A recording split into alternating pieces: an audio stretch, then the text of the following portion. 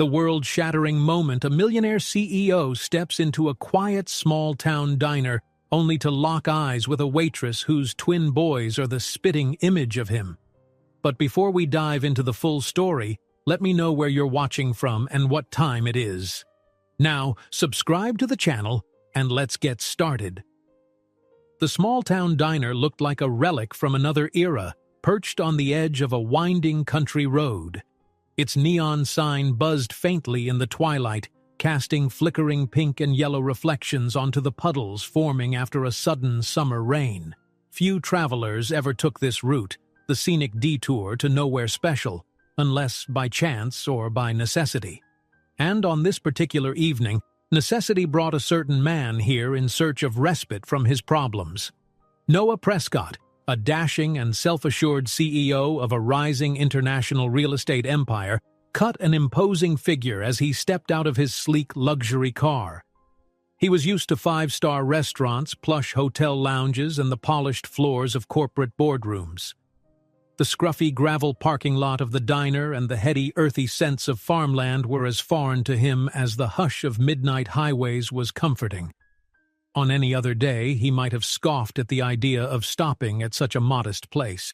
Yet tonight the bright windows and promise of a hot meal were an irresistible beacon. The wind carried the rich smell of frying onions and grilled burgers, mingling with the distant scent of wet cornfields. Tired from back-to-back video conferences, Noah pulled at the collar of his expensive but now wrinkled shirt. In his meticulously planned life, this trip into the interior was supposed to be a quick pit stop at a neighboring county to scout land acquisitions for a future commercial project. A minor distraction, soon to be crossed off his to-do list. But a single phone call had changed his plans. A partner had vanished with crucial documents, forcing him into a labyrinth of frustrations, and now an ill-fated GPS glitch led him to this unknown diner in the middle of nowhere. He swung open the diner's glass door, stepping in with a casual confidence that belied his fatigue. A bell overhead jangled sharply, announcing his presence. A few heads turned, older couples sipping coffee, a truck driver devouring a plate of fries, and a mother trying to calm a fussy toddler. Their eyes lingered on Noah's designer shoes and his crisp, if slightly disheveled, corporate attire. But then they went back to their meals, uninterested in city glamour. He slipped into a booth near the window, setting his phone on the table. Emails, notifications, and urgent voicemails flashed across its screen. He pinched the bridge of his nose. Even here, in the quiet hush of farmland, the world refused to stop demanding his attention. An old jukebox in the corner hummed softly with a country tune, and overhead lamps cast a cozy golden glow. Noah allowed a slight sigh to escape, letting the humdrum normalcy of the place envelop him. He nearly missed the gentle voice that spoke behind him. "Hello there," it said. "What can I get you tonight?" He glanced up and nearly lost his composure. Standing before him was a young waitress, maybe mid-20s, with warm brown eyes and hair pulled back into a neat ponytail. Her name tag read Emily. Yet what arrested Noah's attention wasn't the polite smile or the subtle lines of exhaustion under her eyes, but something about her gaze. There was a hint of familiarity in the color, in the shape of her eyes, a fleeting, puzzling recognition he could not explain.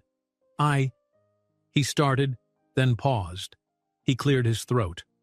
"I'll have a coffee. Black. And a menu, please." Her smile softened.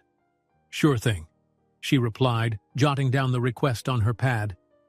"Kitchen's open, so if you're hungry you can order anything. Our homemade apple pie is pretty famous around here." As she handed him a menu and turned to step away, two small figures emerged from behind the counter. Two identical boys, both about 3 or 4 years old, darted behind Emily. One clung shyly to her skirt. The other waddled forward with a sense of curiosity toward this newcomer. "Not now, sweetie," Emily said gently, bending to hush them. There was tenderness in her tone, matched by the protective way she guided them back toward the kitchen door. The taller boy cast a quick glance at Noah, dark eyes wide with innocence. Noah's breath caught in his throat. For a second, the overhead light illuminated the child's face at just the right angle, and the CEO saw a reflection he never expected. The boy had the same eye shape, the same slight dimple on the left cheek, a look that mirrored Noah's own youthful photographs. His heart gave a lurch. Impossible, he thought. Coincidences happen, especially in children's features. That's all it is. But his pulse unexpectedly hammered in his ears. He found himself staring at the door to the kitchen, waiting for Emily to return so he could— What? Demand an explanation? Ask for her life story? No. He scoffed at himself, focusing on the menu. The mind plays tricks when it's tired, he reasoned. He'd place an order, get a meal, and continue on his way to the next motel or business call. Nonetheless, the restlessness in his chest refused to settle.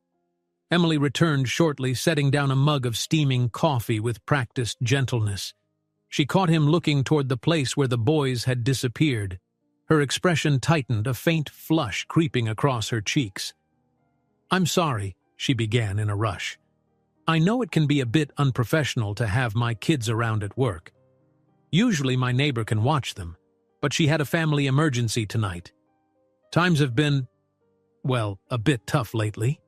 She forced a small laugh, as if apologizing for a sin.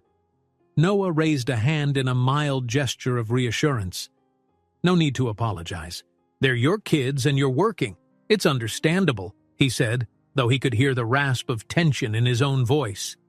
He dared not mention how startlingly familiar those eyes seemed to him. He kept his gaze on the coffee cup, swirling the liquid absent-mindedly. Emily's posture relaxed a fraction, and she offered him another of those gentle smiles.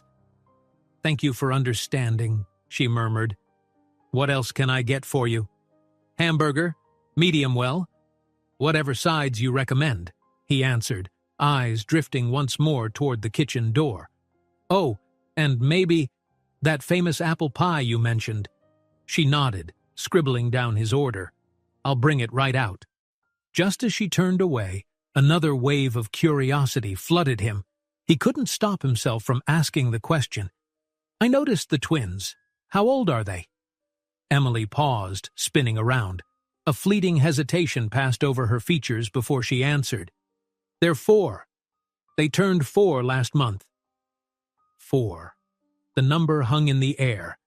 If they were 4, then— Memories flared in Noah's mind from about 5 years ago. His father's funeral, the lonely days of burying himself in work, the string of brief, forgettable relationships he'd had as a way to stave off grief. He had never wanted the weight of emotional attachment, not after losing the one parent who had cared. But had there been someone who— He felt a spike of alarm at how swiftly his thoughts spiraled. Emily cleared her throat. "They're a handful," she added softly, quickly looking down at her notepad. "I'll go check on your order." She disappeared into the kitchen. Alone again, Noah ran a hand across his face, exhaling slowly. Perhaps he was being irrational. The notion that these children could be his— He had no recollection of Emily, no memory of a romance that would lead to fathering twins. He took a shaky sip of coffee, trying to quell the swirl in his mind. He flicked his eyes to the phone screen lying face up on the table, missed calls from his CFO, texts from shareholders wanting updates on the acquisition. The stress that had weighed on him for months now felt overshadowed by a new anxiety that twisted deeper. In the reflection on the phone's dark screen, he caught sight of his own eyes. They were the same deep hazel he'd glimpsed in the boy clinging to Emily's skirt. A distant pang of thunder rattled the windows, matching the tumult in Noah's chest. The diner's overhead light flickered, and outside the neon sign sputtered. He swallowed hard, 1,000 questions flooding him at once. If these children were indeed his, somehow, what did that mean for Emily? For him? For the life he'd built as a solitary CEO who had no room for responsibilities outside of board meetings? The hamburger arrived, but Noah hardly tasted it. He chewed mechanically, mind racing. As he was halfway through, one of the twins reappeared, a boy in blue overalls hugging a small stuffed puppy. He stared at Noah with wide, inquiring eyes. Something in them recognized him, or so Noah imagined. Or maybe it was just the innocence of a child seeing a stranger in the booth. No words were exchanged. Emily came rushing out, gently guiding the boy back to the kitchen area. She mouthed a silent, "I'm sorry," as though worried that a glimpse of her child might have ruined the upscale illusions some customers might expect. But no illusions existed here for Noah. Instead, that child's silent presence shredded any pretense that his carefully constructed world was bulletproof. That sense of cosmic familiarity wouldn't let go. When the boy turned, Noah saw the faint dimple, the same one he had. The final piece of his calm snapped. He needed to speak to Emily, properly. He needed clarity. Above all, he needed to confirm whether his suspicions were just a figment of an overworked mind or the start of something that would shake his life to its core. The clatter of plates and the low murmur of diners felt distant as the storm outside intensified. A swirl of wind rushed past the windows, rattling them in their frames. The old neon sign flickered again. For the first time in years, Noah Prescott's carefully organized reality began to fracture, letting in the possibility that in this unremarkable roadside diner, he might have stumbled onto the most remarkable revelation of his life. The lights flickered once more, momentarily plunging the diner into half-darkness. A rolling peal of thunder shook the windows, sending raindrops slithering like silver snakes down the glass. Noah stared at his unfinished plate, heart pounding. He could hardly believe how quickly circumstances had changed. One moment he'd been a driven CEO consumed by business problems. The next, he was seized by the notion that somewhere in this modest little diner lay a revelation that could change his life forever. He pushed aside the plate and rose, mind made up. He was going to speak to Emily, but he'd do so respectfully. Straightening his shoulders, he slipped through the low swinging door that led toward the kitchen, a violation of typical restaurant protocol, but he could not wait any longer. The kitchen bustled with the clang of utensils and hiss of a frying griddle. Emily stood at a small counter, slicing a pie. She jumped at the sight of him. "Sir, I'm sorry," she stammered, setting down the knife. "Customers aren't usually allowed back here. Is something wrong with the food?" Her voice held a tremor that suggested she feared being reprimanded. But the concern in her eyes only intensified Noah's guilt at intruding into her space. He glanced around, noticing the twins peeking from behind a stack of boxes near the industrial-sized fridge.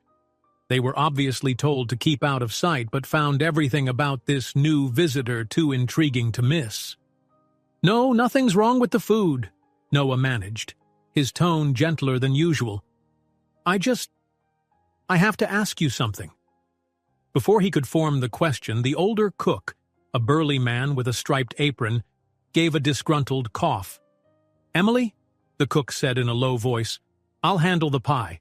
Step outside if you need, but let's not make a scene." With that small nod of permission, Emily motioned for Noah to follow. They slipped back into the hallway near the storage closet. A flickering fluorescent light gave the cramped space a dull glow, revealing shelves laden with canned goods and cleaning supplies. In the background, the pounding of rain fused with the drone of the diner's air vent. Emily pressed her back against the wall, arms crossed protectively over her apron. "What is it you need?" she asked softly, eyes guarded. Noah inhaled, trying to steady himself. "I know this will sound strange," he began, "but I can't shake the feeling that I've seen those children before, or that—" He paused. How to phrase such an astonishing accusation? "They have the same eyes as me," he finally said quietly. "The same dimple on the left cheek. My father used to say it was rare in our family." Emily's eyes flashed with alarm, but then her expression hardened. "You can't possibly be suggesting—" He held up a hand, voice urgent yet gentle. Look, I'm not making accusations, but I need to be sure, please. He lowered his voice, leaning closer so no one else could hear. Did we ever meet before? Have we ever? Her cheeks flushed a deep crimson, and she clutched the edges of her apron. The dim overhead light emphasized the tension in her posture. No, she whispered, but her gaze darted to the side as though searching for an escape. I don't even know your name. Noah Prescott, he said simply. A flicker of recognition crossed her face. Subtle, but there. In the breath that followed, she seemed to weigh the risk of lying versus confessing. Finally, Emily shook her head again, though her voice grew unsteady. I'm sorry. You're mistaken. My twins have no father in their life. She gave him a pointed look, almost daring him to challenge her. I'm raising them alone. His mind whirled. I understand. But, he insisted gently, 4 years old? Is none of your concern. She cut in, swallowing hard. The hallway felt suffocating, the air thick with unspoken truths. For a moment, her composure cracked. Her eyes glistened with an emotion between anxiety and sorrow. Then, quickly, she straightened and forced an even tone. I appreciate your patronage, Mr. Prescott, but please respect my privacy. I have a job to do, and I need this job. Noah realized that pressing harder might only cause her distress or get her fired if the diner's owner overheard. The last thing he wanted was to jeopardize her livelihood. He nodded, stepping back. All right, I'll let it go for now. Her shoulders sagged in relief, but a tension lingered between them, something unspoken, an electric thread of possibility. She slipped away toward the diner's main area, leaving him in the half-lit hallway. Exhaling, he raked a hand through his hair, internally scolding himself for cornering her. There had to be another way to discover the truth without harassing the poor woman at her workplace.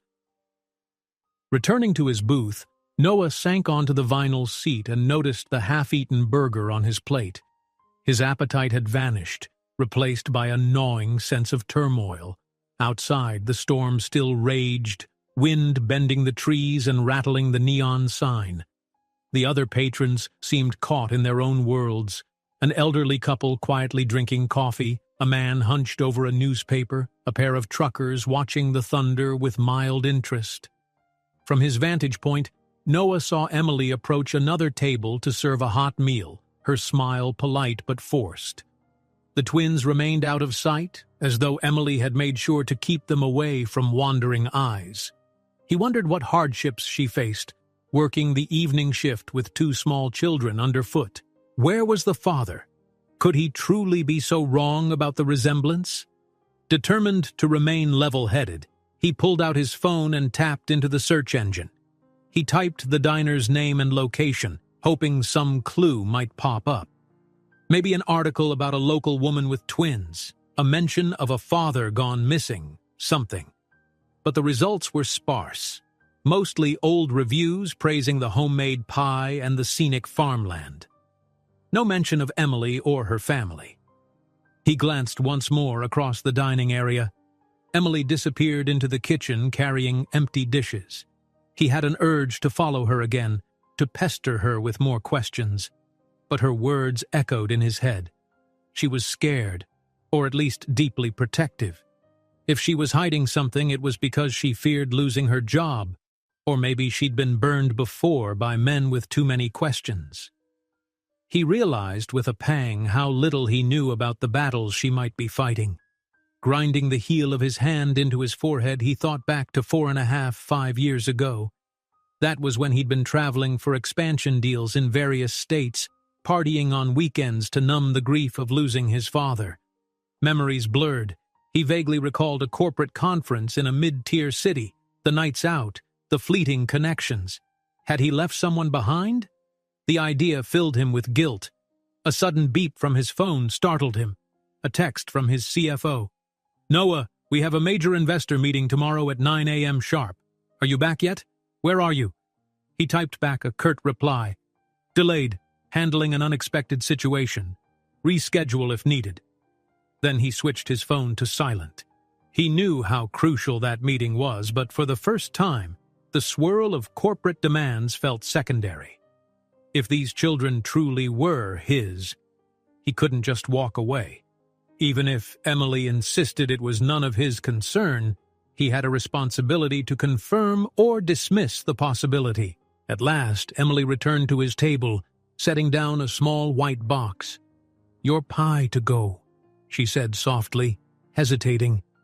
She glanced at his half-eaten meal. "I saw you hadn't touched the burger in a while, so I assumed maybe you'd want the dessert packed up." Noah opened his mouth, but words didn't form immediately. He cleared his throat. "Thanks. Actually, is there a place to stay nearby? The weather's nasty, and the roads are unfamiliar. Maybe a motel?" She nodded, relief crossing her expression at the mundane question. "Sure.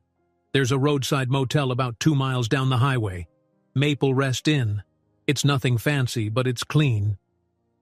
She scribbled directions on a napkin. He accepted the napkin, their eyes meeting for a charged moment. "Thank you," he said, voice low. He realized it was more than a thanks for directions. It was a subtle acknowledgement that he wouldn't corner her again tonight. "I'll settle the bill at the register." She gave a tight smile and murmured, "Okay," before moving away with purposeful efficiency. Watching her go, Noah felt a knot of frustration and longing in his chest. He wanted to fix this right now, whatever this was. But the day had wrung them both dry, and the storm hammered on. He realized he had no right to demand answers she wasn't ready to give. Still, as he placed cash on the table and slid out of the booth, he couldn't quell the determined voice inside him. His entire life had been governed by results, by chasing deals until they were concluded, and this possibility was infinitely more important than any land acquisition. If there was even a slight chance he was the father of these twins, no blockade of courtesy or fear could keep him from discovering the truth. Before leaving, he paused near the door, turning back to glance across the diner. Emily was at the far end, speaking to the cook, who nodded while stacking plates. The twins were nowhere in sight, presumably tucked away safely in the back. He stepped out into the raging storm, the wind tugging at his suit jacket as he hurried to his car. Rain blurred his windshield, and lightning illuminated the lonely stretch of road beyond. Maple Rest Inn, she'd said. That would be his destination tonight, but not before making a promise to himself. "I'm not walking away," he thought, throat tight. "Not until I know for certain." And so he drove into the tempest, a swirl of storm clouds overhead reflecting the uproar in his heart. Tomorrow he would return to that diner. He would find a gentler approach, talk to Emily again, and, if she'd let him, glimpse those twins once more. One night of uneasy sleep separated him from the biggest question of his life. Were they his sons? Night closed in around Noah as he guided his car through the sheets of relentless rain toward the Maple Rest Inn.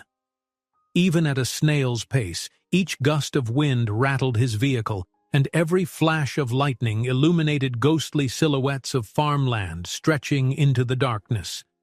Something about the downpour felt more than atmospheric. It seemed symbolic, mirroring the turbulent swirl of questions raging in his head. Despite the short drive, his mind churned through countless scenarios. He imagined confronting Emily gently the next morning, explaining in earnest why he believed there was a chance, no matter how slim, that her twins might be his.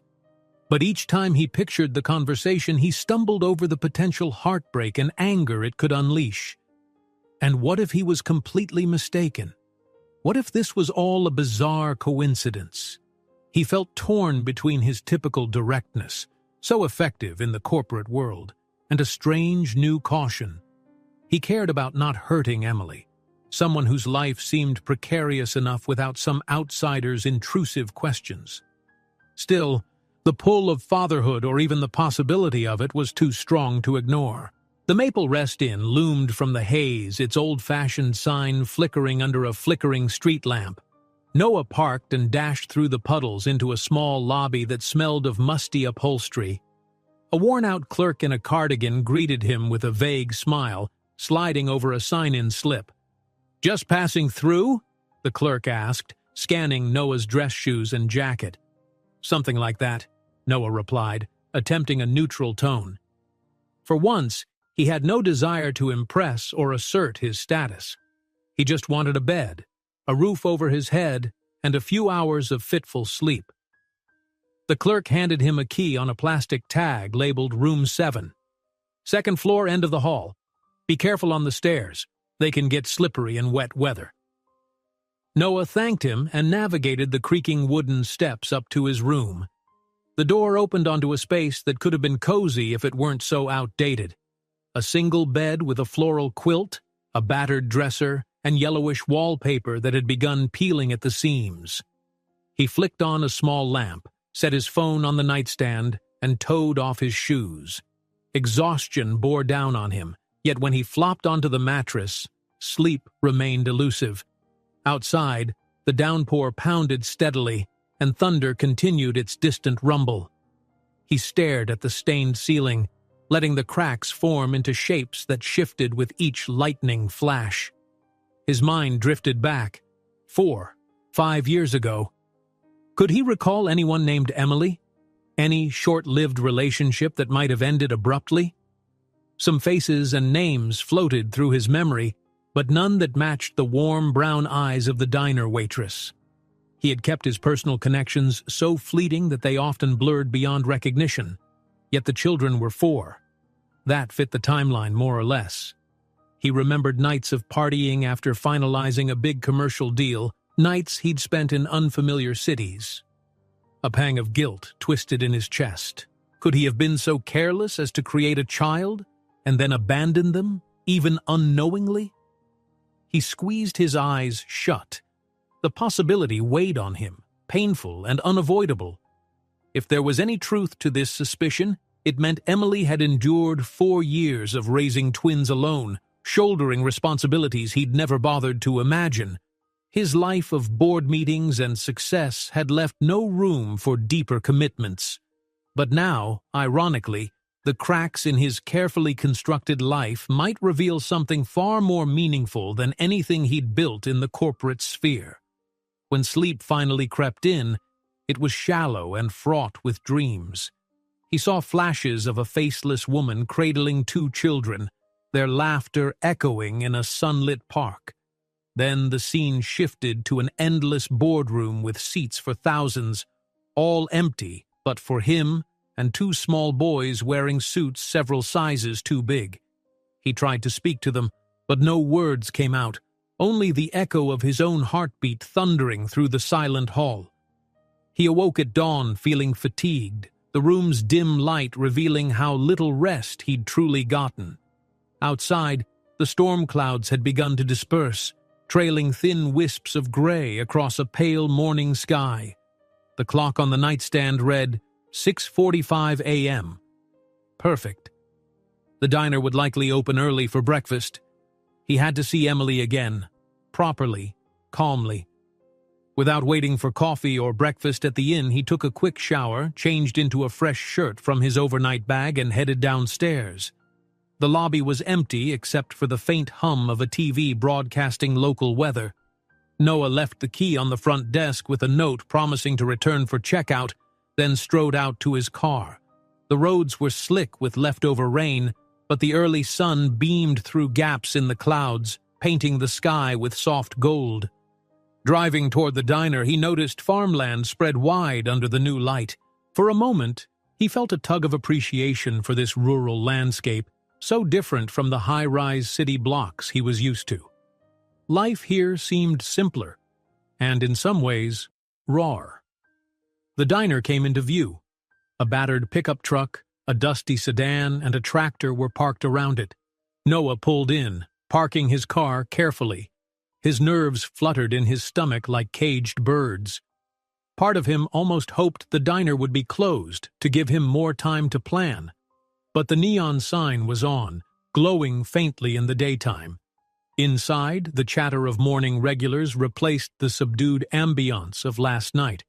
Farmers discussing livestock, a couple of highway workers grabbing coffee before their shift, and a waitress, a different one from Emily, moving briskly between booths. Noah stepped forward, scanning for any sign of Emily or the twins, but the floor was all but unrecognizable from the previous evening's quiet scene. This was the diner in full daytime bustle. He slid into a booth, waiting. The older waitress approached, flipping open an order pad. "What can I get you, hun?" Noah hesitated. "I was hoping Emily might be in today," he said, trying to sound casual. "Is she working the morning shift?" The waitress arched a brow, curiosity lighting her face. "Emily's off mornings. She only does evenings and sometimes the late lunch. Probably won't be in until 2 or 3 this afternoon." His heart sank, though he masked his disappointment. "I see. Thank you," he said. "I'll have a coffee for now." She nodded and disappeared, returning quickly with a steaming mug of black coffee. Noah tapped his phone, tempted to bury himself in business emails while waiting, but the day stretched long ahead of him. Was he really going to sit here until mid-afternoon? He quietly sipped the coffee, mind whirling with possibilities. He could attempt to glean more info from the locals, but prying too blatantly would be rude, if not downright suspicious. He could also wait in his car or return to the motel, but none of those options felt productive. Eventually, after finishing his cup, he approached the cashier to pay. On a whim, he asked, "Do you know if Emily's kids go to a daycare nearby? Maybe she mentioned it?" The cashier, a freckled teen, shrugged. "She doesn't talk much about her personal life. All I know is she's got twin boys. They're around sometimes in the evening if her babysitter's not available." No leads. Noah thanked him and left the diner feeling at a standstill. He found himself wandering the small town's main street, just a couple of blocks featuring a grocery store, a post office, and a few storefronts. At the modest library, he paused. Libraries often kept local records or might provide internet access for deeper searches than his phone could manage. Perhaps he could find a clue about Emily if she'd grown up in the area. He wasn't proud of snooping, but it felt necessary. Stepping inside, he was greeted by the faint smell of old books. A kindly librarian peered over her spectacles. "Help you with anything in particular?" she asked softly. He mustered a friendly smile, adopting the politest tone he could. "I'm looking for some local information, maybe birth records or old newspaper announcements." She nodded, motioning toward a microfilm station and some file cabinets. "We keep older editions of the county paper and some genealogical records. If you're doing family research, that might help." Noah gave a non-committal nod. "Thanks, I'll have a look." For the next hour, he dug through birth announcements from the last 5 years, scanning for mention of twins with a mother named Emily. The county newspaper had a small births section, usually listing the parents' names and hospital. Despite the dryness of flipping through dusty pages, his heart beat fast each time he encountered mention of twins. Yet none of them had a mother with Emily's first name. A few were home births, though, and not every family requested a newspaper announcement. This lead, too, appeared fruitless. At noon, his stomach growled. He realized he hadn't eaten more than a bite since last night's burger. Closing the binder of old newspapers, he thanked the librarian and stepped outside. Clouds had gathered again, promising another afternoon shower. The day felt charged with tension, as though the sky itself shared his anticipation. His phone buzzed with a call from his CFO. Ignoring the twinge of guilt, he answered.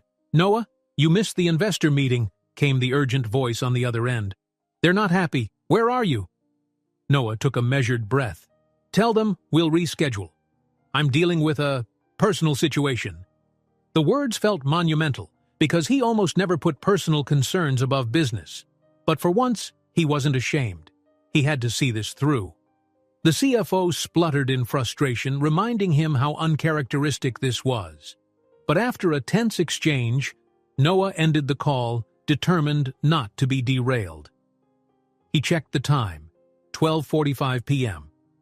By 2 or 3 p.m., Emily would clock in. He headed back toward the diner's parking lot, found a bench nearby under a small awning, and settled in with a bottle of water. Townsfolk milled about. Some greeted him politely, curious about the well-dressed stranger waiting around. He realized how out of place he must look, yet he didn't budge. Each minute felt weighted with possibility. At last, around 2:20 p.m., he spotted Emily's old compact car rolling up to the diner. He stood, nerves tightening as she stepped out. Even from this distance, he could see her shoulders tense when she spotted him.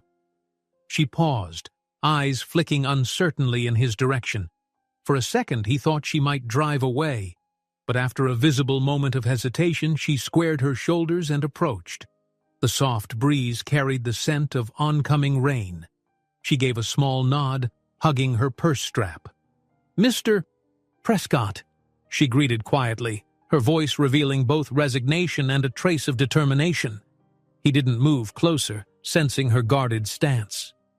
"Emily, I'm sorry if this is overwhelming, but I truly need to talk to you. I promise I'll respect your boundaries. I just need a moment of honesty." Her gaze drifted toward the diner's entrance, where a coworker was peering out the window curiously. She exhaled. "Fine. I have a little time before my shift starts." With that, she pointed to a side alley beside the diner, where a few wooden crates were stacked, a quiet spot. He followed, heart thumping. The moment of truth felt imminent. The midday light revealed every nuance in her expression, tired shadows beneath her eyes, a determination in her jaw, and something else, an undercurrent of sadness. Noah took a breath. "Let me say first, if I'm wrong, then I'll leave you alone. But if there's any chance, they could be mine." Emily's eyes darted away, brimming with conflict. Before she could reply, thunder rumbled in the distance, and droplets of rain began to fall again, pattering on the crates. She drew in a trembling breath, as if preparing for a confession she'd dreaded. "I never intended to keep secrets," she murmured, voice tight with emotion. "But sometimes life forces your hand." He swallowed, hardly daring to breathe. "Emily, just tell me. If you do, I promise I'll handle it the right way." She closed her eyes for a beat, then fixed him with a look that held both defiance and vulnerability. "Yes," she said, her voice trembling. "Yes, Noah, they're your sons." A crack of thunder split the sky and rain began to pour in earnest. But the sudden roar was nothing compared to the storm within Noah's heart. Everything seemed to shift in that instant. The truth was out, 4 years of unspoken reality colliding with the careful walls he'd built around his life. He realized in that fraction of a second that nothing in his carefully curated world could compare to the gravity of what he'd just heard. He was a father, and everything was about to change. Rain washed over them in a sudden downpour, drenching hair and clothes, but neither Noah nor Emily moved. Her admission hung between them like a thunderclap that refused to fade. In that instant, all the certainty Noah had built for himself, his polished career, his meticulous planning, shattered under the weight of a single truth. He had children, twins, 4 years old. And this woman, standing before him with rain trickling down her cheeks like tears, had carried that secret alone. For a moment, he simply couldn't speak. There were no corporate scripts, no shrewd negotiation tactics for this. He stood there, water seeping into his expensive loafers, trying to catch his breath. Emily hugged her arms to her chest as if bracing herself for an onslaught of anger or accusation. But none came. Just the uneven thud of Noah's heart and the muted roar of rain against the diner's tin awning. "How?" he finally managed, voice low and unsteady. It was a useless question in many ways. He knew how children were conceived, but he needed a starting point, something to anchor him in this swirling chaos. Emily's eyes shimmered with a mix of relief and lingering fear. "We only met once," she began, raising her voice slightly to compete with the rain. "It was 5 years ago, You were passing through on a business trip, staying at a hotel downtown. Her words wavered, and she took a breath. My friend insisted we go out for drinks after a really bad day at work. We met at the lounge. You introduced yourself just as Noah. You never mentioned a last name. He swallowed hard. Flashes of memory stirred. The hotel bars, the after-deal parties. He couldn't pinpoint a specific night yet, but her story tugged at distant recollections. You were charming, a bit guarded, Emily went on, her gaze dropping to the wet asphalt. We talked about family, ironically. I said I had none except a mother who lived in another state, and you mentioned you'd just lost your dad. We both felt lonely that night. She paused, blinking against the rain. Things happened fast, and the next morning, you were gone. The front desk said you'd left for an early flight. His mind conjured an image, packing up at dawn, half asleep, racing to catch a plane for the next meeting. No time for goodbyes, no second thought that his life might have intersected with another's in a life-altering way. The memory was vague but plausible. He felt a rush of shame. Emily. I had no idea, he said, words tumbling out with quiet earnestness. If I had known... She nodded, not angrily, just solemn. I tried to find you, well, as much as I could. I didn't have your phone number or your last name. I only knew your first name and the fact that you were traveling for business. Believe me, it wasn't enough. And I was scared.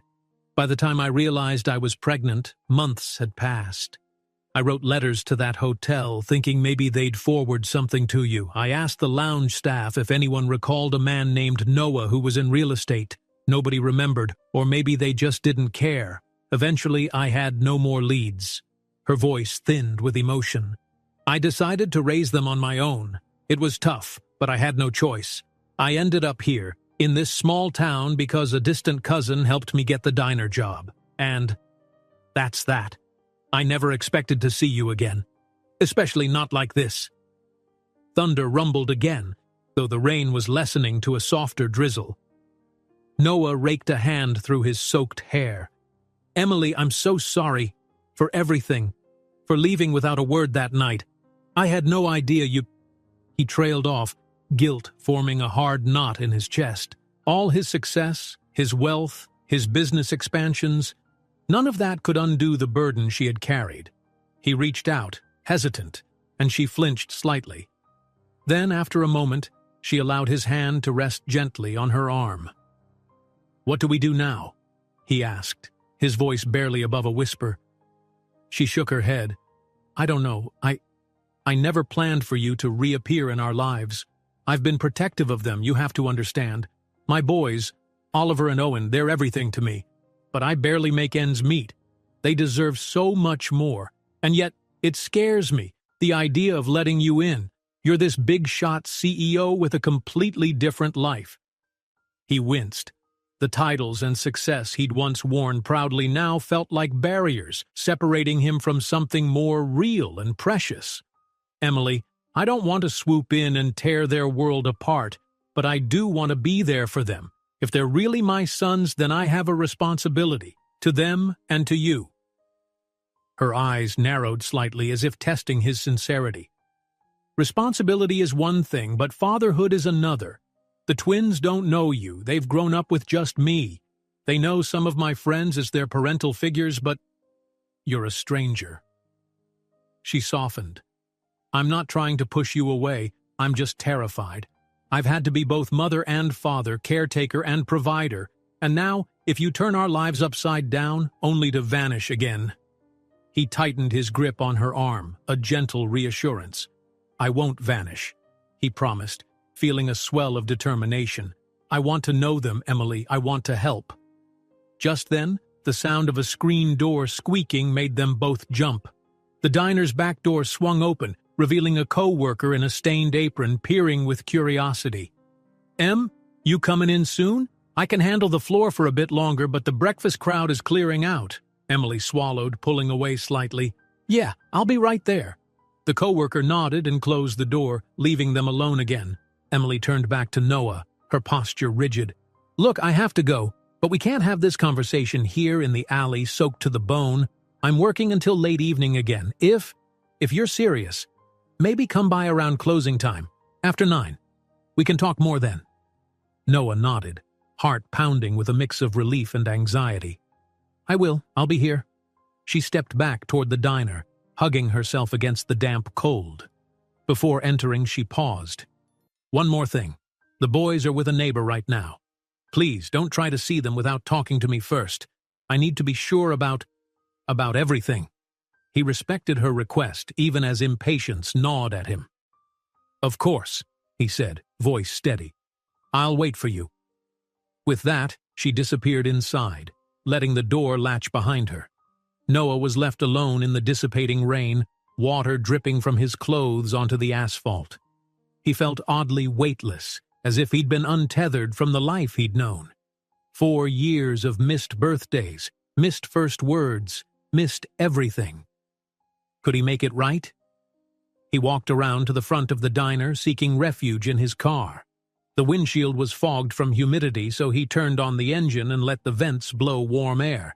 Wiping at his damp face, he stared at himself in the rearview mirror. For the first time, he noticed how tired he looked. Circles under his eyes, lines of worry around his mouth. Yet beneath the fatigue, there was something else. A spark of resolve. Memories flashed. All the times he'd put business first. The investor calls, the frantic negotiations, the nights of lonely celebration in hotel bars.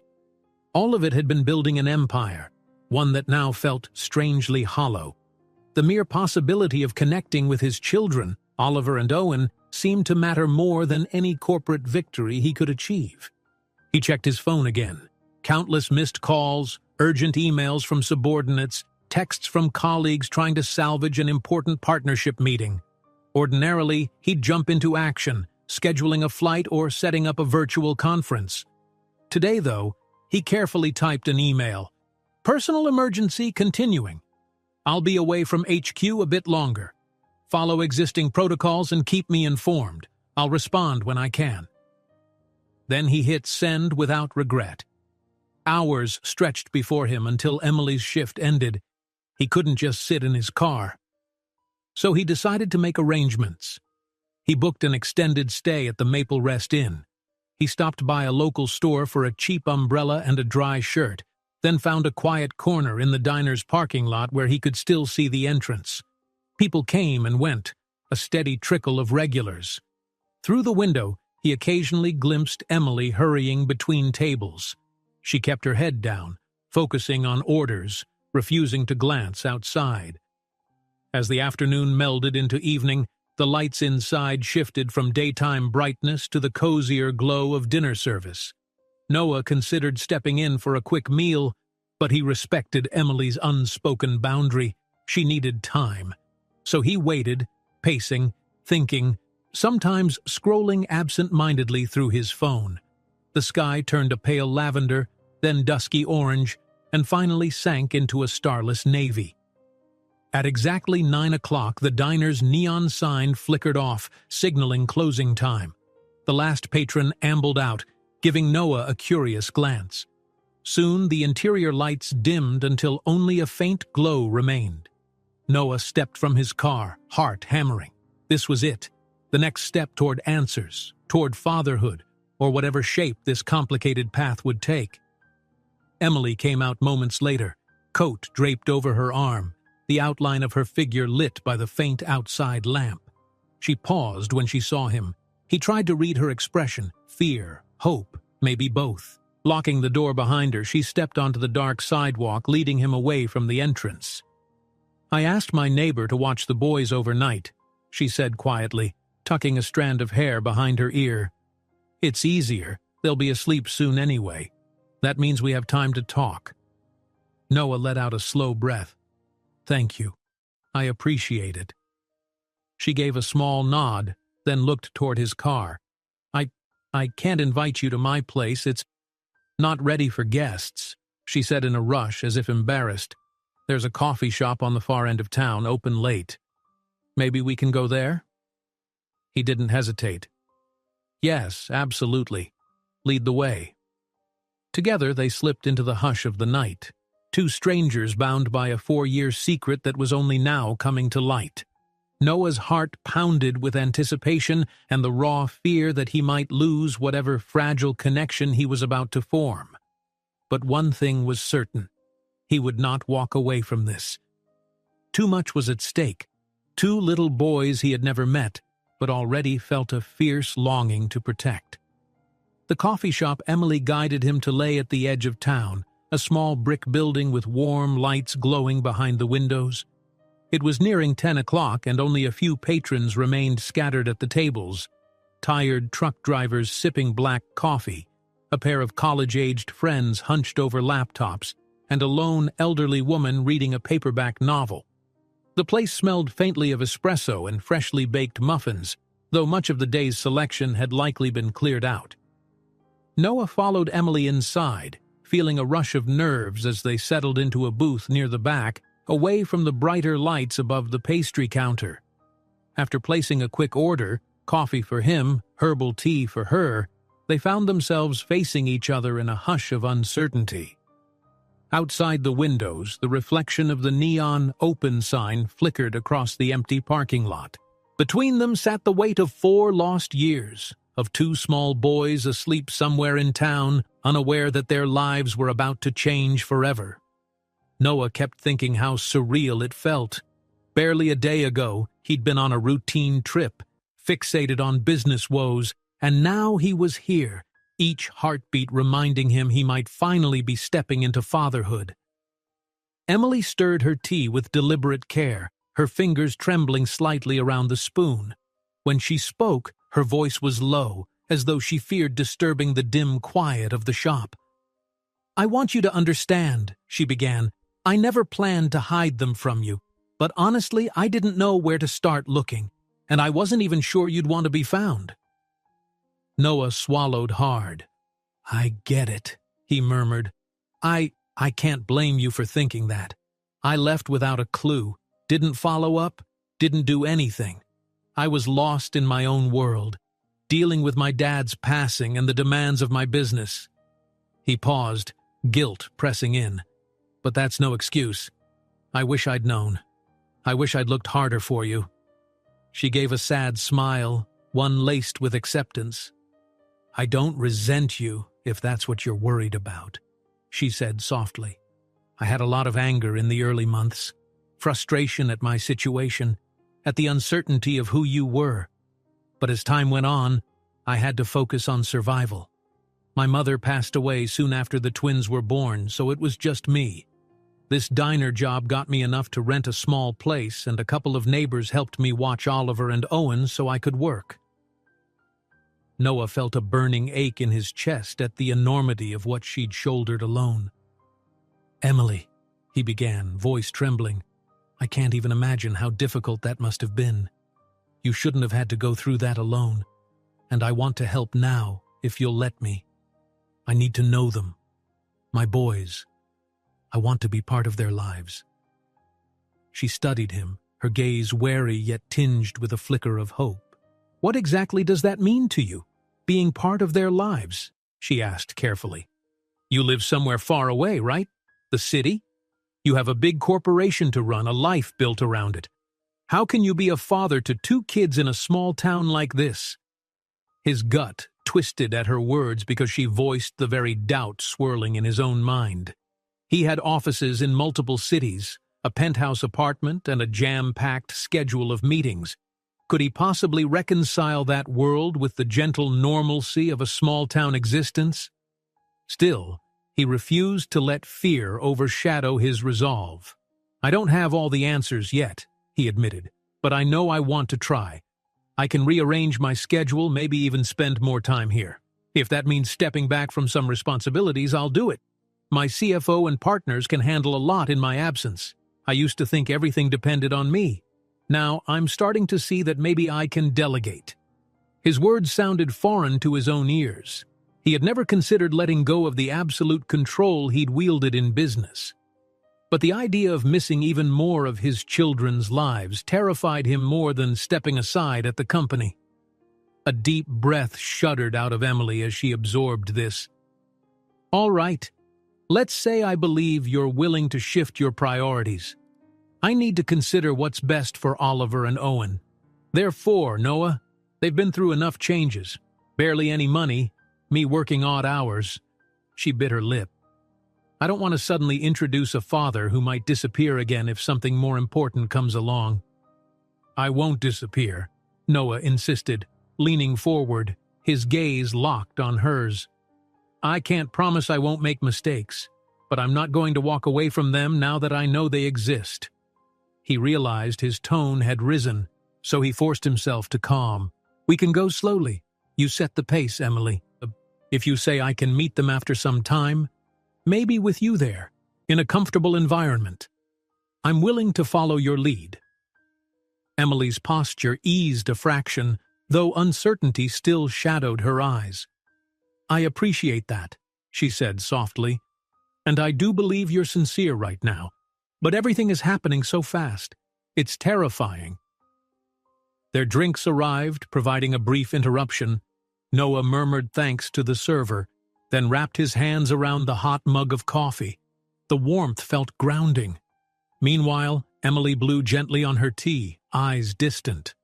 So, the twins, Noah said quietly after a moment. Can you tell me about them?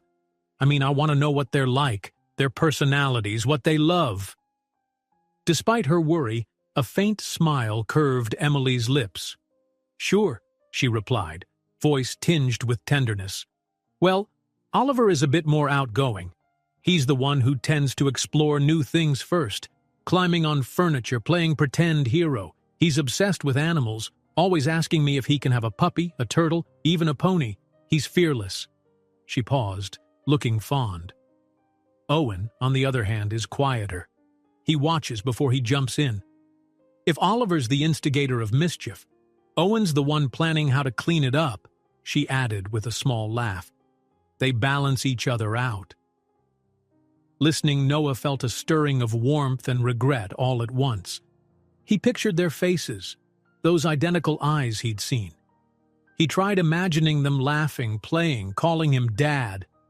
The thought was both exhilarating and heartbreaking, knowing how much he'd already missed.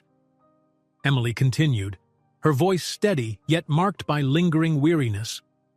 They love crayons and drawing on walls, so I'm constantly scrubbing scribbles off paint. And if you mention ice cream, they'll do pretty much anything you ask. They're good boys overall. But, they're 4, still exploring boundaries. Noah managed a gentle smile.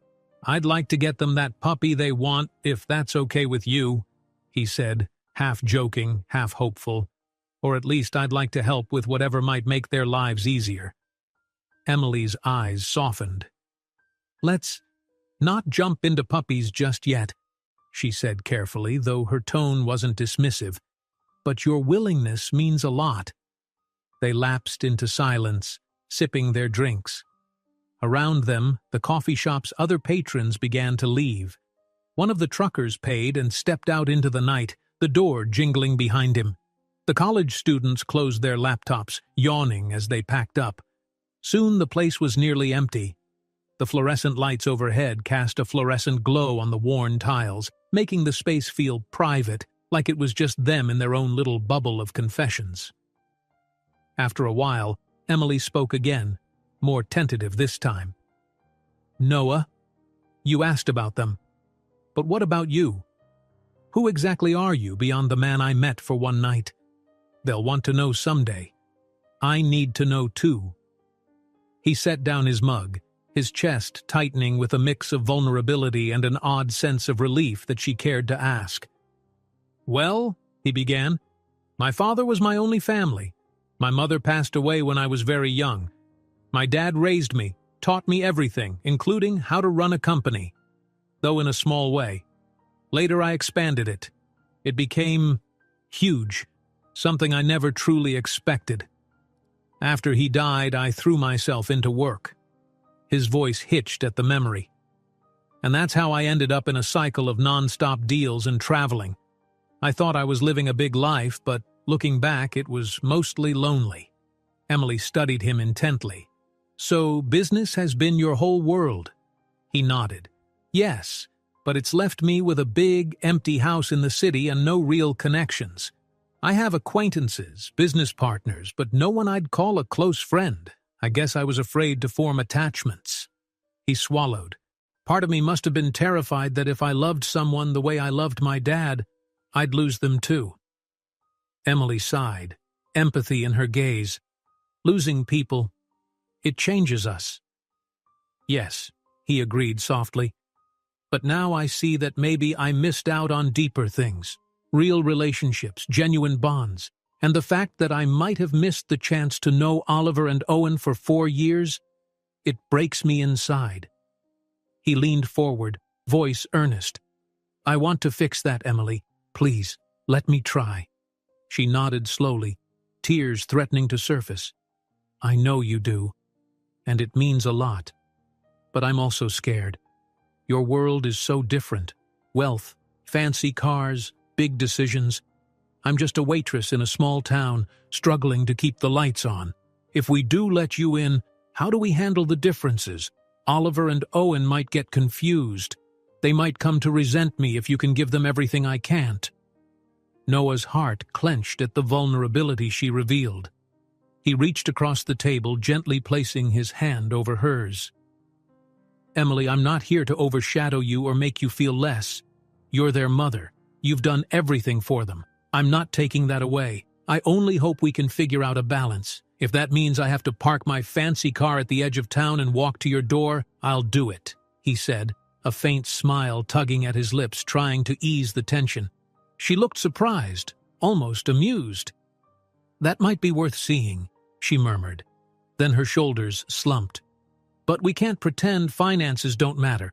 The boys are about to start pre-K. There are supplies, possible medical checkups. They deserve opportunities. If you're offering help, I won't turn it down, but it's difficult to accept, you know? I've always prided myself on managing on my own." "I understand," Noah said. "Let's not worry about the logistics this second. One step at a time. First step, you let me see them, meet them properly, under your guidance. Then we discuss how to move forward. Deal?" She hesitated, then nodded. "Deal. But if at any point I feel it's hurting them, I'll put a stop to it." "I respect that," he replied solemnly. "I want what's best for them too." They realized the barista behind the counter was glancing over with a polite smile, likely waiting for them to wrap up so she could close the shop. Emily shot a look at the clock. It was nearing 11, well past most small-town bedtimes. They gathered their coats and walked outside together. The sky was calm now, the rain long gone, leaving damp streets and a crisp scent in the air. Stars peeked through wispy clouds. Emily rubbed her arms, shivering slightly at the nighttime chill, and Noah instinctively moved closer, though he kept a respectful distance. "I guess we'll talk tomorrow?" she ventured, voice hushed in the stillness. He nodded. "Yes. I'm staying at the Maple Rest Inn for as long as needed. You have my number?" He'd scribbled it on a napkin earlier. "So call any time, or I can come by after your shift again, or whenever you say." Emily looked torn. "The twins should meet you soon, but maybe we need a bit more time to prepare them. Let me explain gently that someone special is going to visit." She managed a small, brave smile. "I don't want to overwhelm them." "Of course," he agreed quietly, though longing tugged at him. He wanted nothing more than to see their faces, hear their voices, but he wouldn't rush this fragile situation. She fiddled with her keys. "I'll text you in the morning, okay? We can decide how to introduce you, maybe at the park or something. Less intimidating than me saying, 'Hey, look, it's your dad you've never met.'" Her attempt at humor came out shaky, but he appreciated it. "Thank you, Emily," Noah said, voice laced with gratitude, "for being open to this. I promise I won't let you down." A silence passed, thick with all the unspoken possibilities. Then she stepped forward and, in a moment of bravery, rested a hand against his cheek. "Don't hurt us," she whispered, her eyes reflecting deep vulnerability. "I can't go through that again, and I won't let Oliver and Owen go through it either." He placed his hand atop hers, heart clenched tight. "I won't," he murmured, every syllable earnest. Then, with a soft sigh, she drew back. They exchanged a final glance, an unsteady alliance formed between two people unsure of what the next days would bring. Emily walked to her car, started the engine, and disappeared down the quiet street.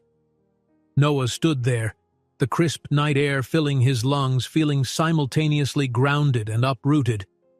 For the first time, he grasped that fatherhood was not just a duty or a label. It was a profound relationship, a tether to something real and human. It struck him that while he'd built an empire of wealth, Emily had built an empire of love for two little boys. And now he stood on the threshold of that realm, hopeful yet afraid. His phone buzzed in his pocket. Another business call, another crisis perhaps. But he ignored it, letting it go to voicemail. Because tonight, all that mattered was the new beginning he felt stirring in his chest, a quiet promise that he would not fail these children.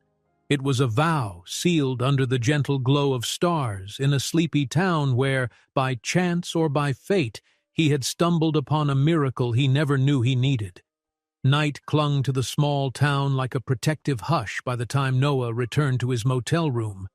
Once again, the Maple Rest Inn sign glowed in the darkness, guiding him along the narrow corridor leading up to his room on the second floor.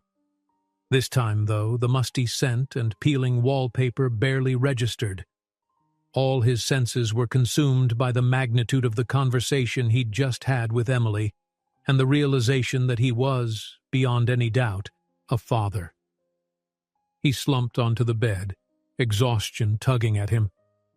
But sleep didn't come easily. His mind whirred with a rush of images. Emily describing Oliver and Owen, the heartbreak in her eyes when she mentioned her struggles, and that fleeting moment when she reached out and gently touched his cheek. That small gesture had tethered him to a resolve he couldn't shake. He would be there, fully, for his children and for whatever Emily needed. Yet amid that resolve, questions gnawed at him. How would he juggle the corporate empire that demanded his constant attention with the tender responsibilities of fatherhood? Could he truly scale back his role in the company? Or would that jeopardize everything he'd built? Did he even care about preserving that old life now that he'd glimpsed something far more vital? Eventually, he drifted into a shallow sleep, haunted by dreams of two little boys with curious eyes, calling out to him in voices he couldn't quite hear. When morning came, pale light filtering through the dusty curtains, he sat up in bed with a mixture of anticipation and nerves. Today might be the day he met Oliver and Owen, or maybe not. He had to let Emily set the pace. He checked his phone, multiple missed calls, urgent texts, and a pile of emails. Among them was a brief message from Emily sent just minutes ago. "Good morning. Let's talk around lunch.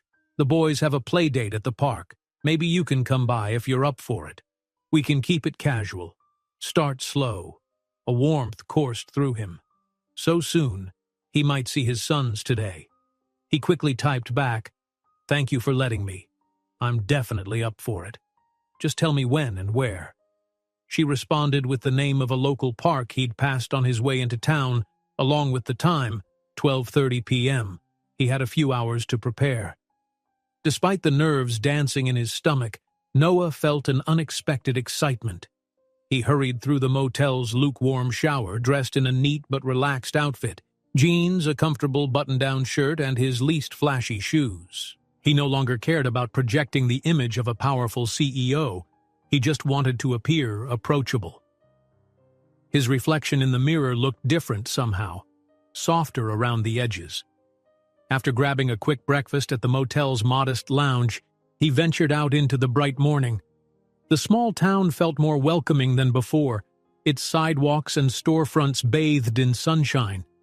He thought about returning calls or visiting the local library to kill time, but instead he chose to drive by the park, wanting to scope out the spot. It was a simple stretch of green with a modest playground, swings, a slide, a small jungle gym, and a grassy area dotted with trees. Families strolled around, children chasing each other in the open field. He parked discreetly across the street and watched from behind the windshield for a while, imagining Oliver and Owen running through the grass, hearing their laughter. The possibility felt almost too precious to bear. He resolved not to approach them until the arranged time. If he showed up too early, he might overwhelm Emily or make her anxious. Eventually, to calm himself, he strolled down the block, glancing into local shops. A small toy store caught his eye. At first he hesitated. Would it be overstepping to buy gifts already? But the whimsical display of colorful trucks and soft teddy bears tugged at his heart. Maybe something small.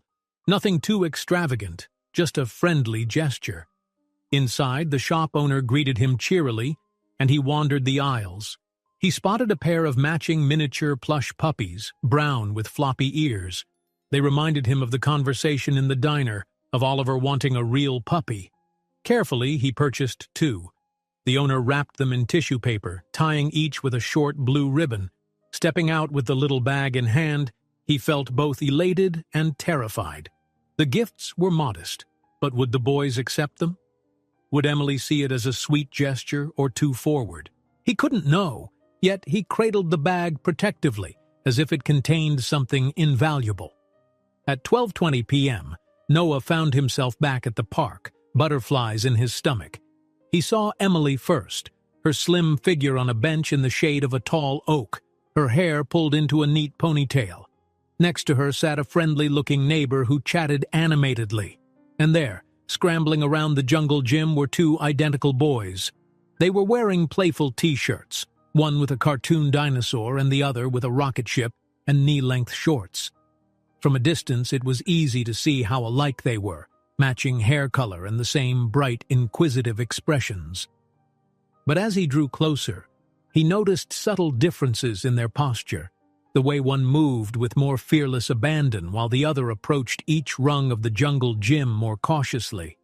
His heart pounded as if it were about to burst. This was it. Emily spotted him and gave a small wave, beckoning him over. The neighbor, catching on, stood and said something to Emily with a reassuring smile, then drifted away toward a group of other adults nearby. Noah appreciated the discreet courtesy. He approached, the gift bag clutched in his hand. Emily rose from the bench, meeting him halfway with a nervous but encouraging nod. "They're over there," she murmured. "Just let me call them over, okay?" He nodded, throat tight. She walked closer to the jungle gym and called, "Boys, Oliver, Owen, come here for a second." They both turned. For an instant, Noah's world paused. In the bright sunlight, he finally got a full look at them. Identical except for the sparkle in Oliver's eyes that said, "I'm already planning the next adventure," and the gentle curiosity in Owen's that said, "I'm going to watch and learn first." 2 perfect little faces, each with that faint dimple on the left cheek, echoing Noah's own reflection in the mirror. They bounded over, sneakers kicking up dust on the path. "Mommy, can we go get ice cream after?" Oliver asked, eyes gleaming. He barely noticed Noah yet. "Maybe," Emily replied, stroking his hair. "But first, I want you to meet someone." She glanced at Noah, then crouched down to the boy's level. The twins' gazes followed hers to the tall stranger standing nearby. "Hi," Noah said softly, forcing a friendly smile. His heart thudded so hard he feared it might break through his chest. I'm Noah." Oliver scrunched his nose, studying him openly. Owen, more reserved, clung slightly to Emily's arm. "Are you Mommy's friend?" Oliver asked, head tilted. "Yes," Emily answered gently before Noah could figure out how to respond.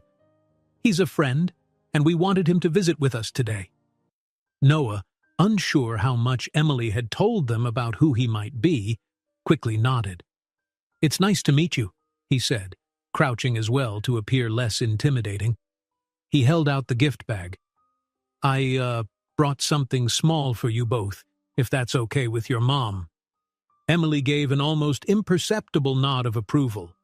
Oliver, never one to hold back, took a step forward. "What is it?" Noah carefully lifted out the plush puppies, handing one to each boy. Oliver's face lit up in delight. "A doggy! I love it!" He immediately started making barking sounds, hugging the toy to his chest. Owen, meanwhile, touched the soft fur with a shy smile, glancing up at Noah with a look that mixed gratitude and uncertainty. "Thank you?" Owen said softly, a bit timid. Relief swelled in Noah, almost bringing tears to his eyes. "I'm glad you like them," he managed. Emily placed a reassuring hand on Owen's shoulder, giving Noah a grateful look. The next few minutes were a delicate dance. Oliver proudly introduced his plush puppy to the other kids in the park, while Owen hovered closer, occasionally hiding half behind Emily's leg. Noah tried to engage them gently, asking what games they liked, if they had favorite cartoons.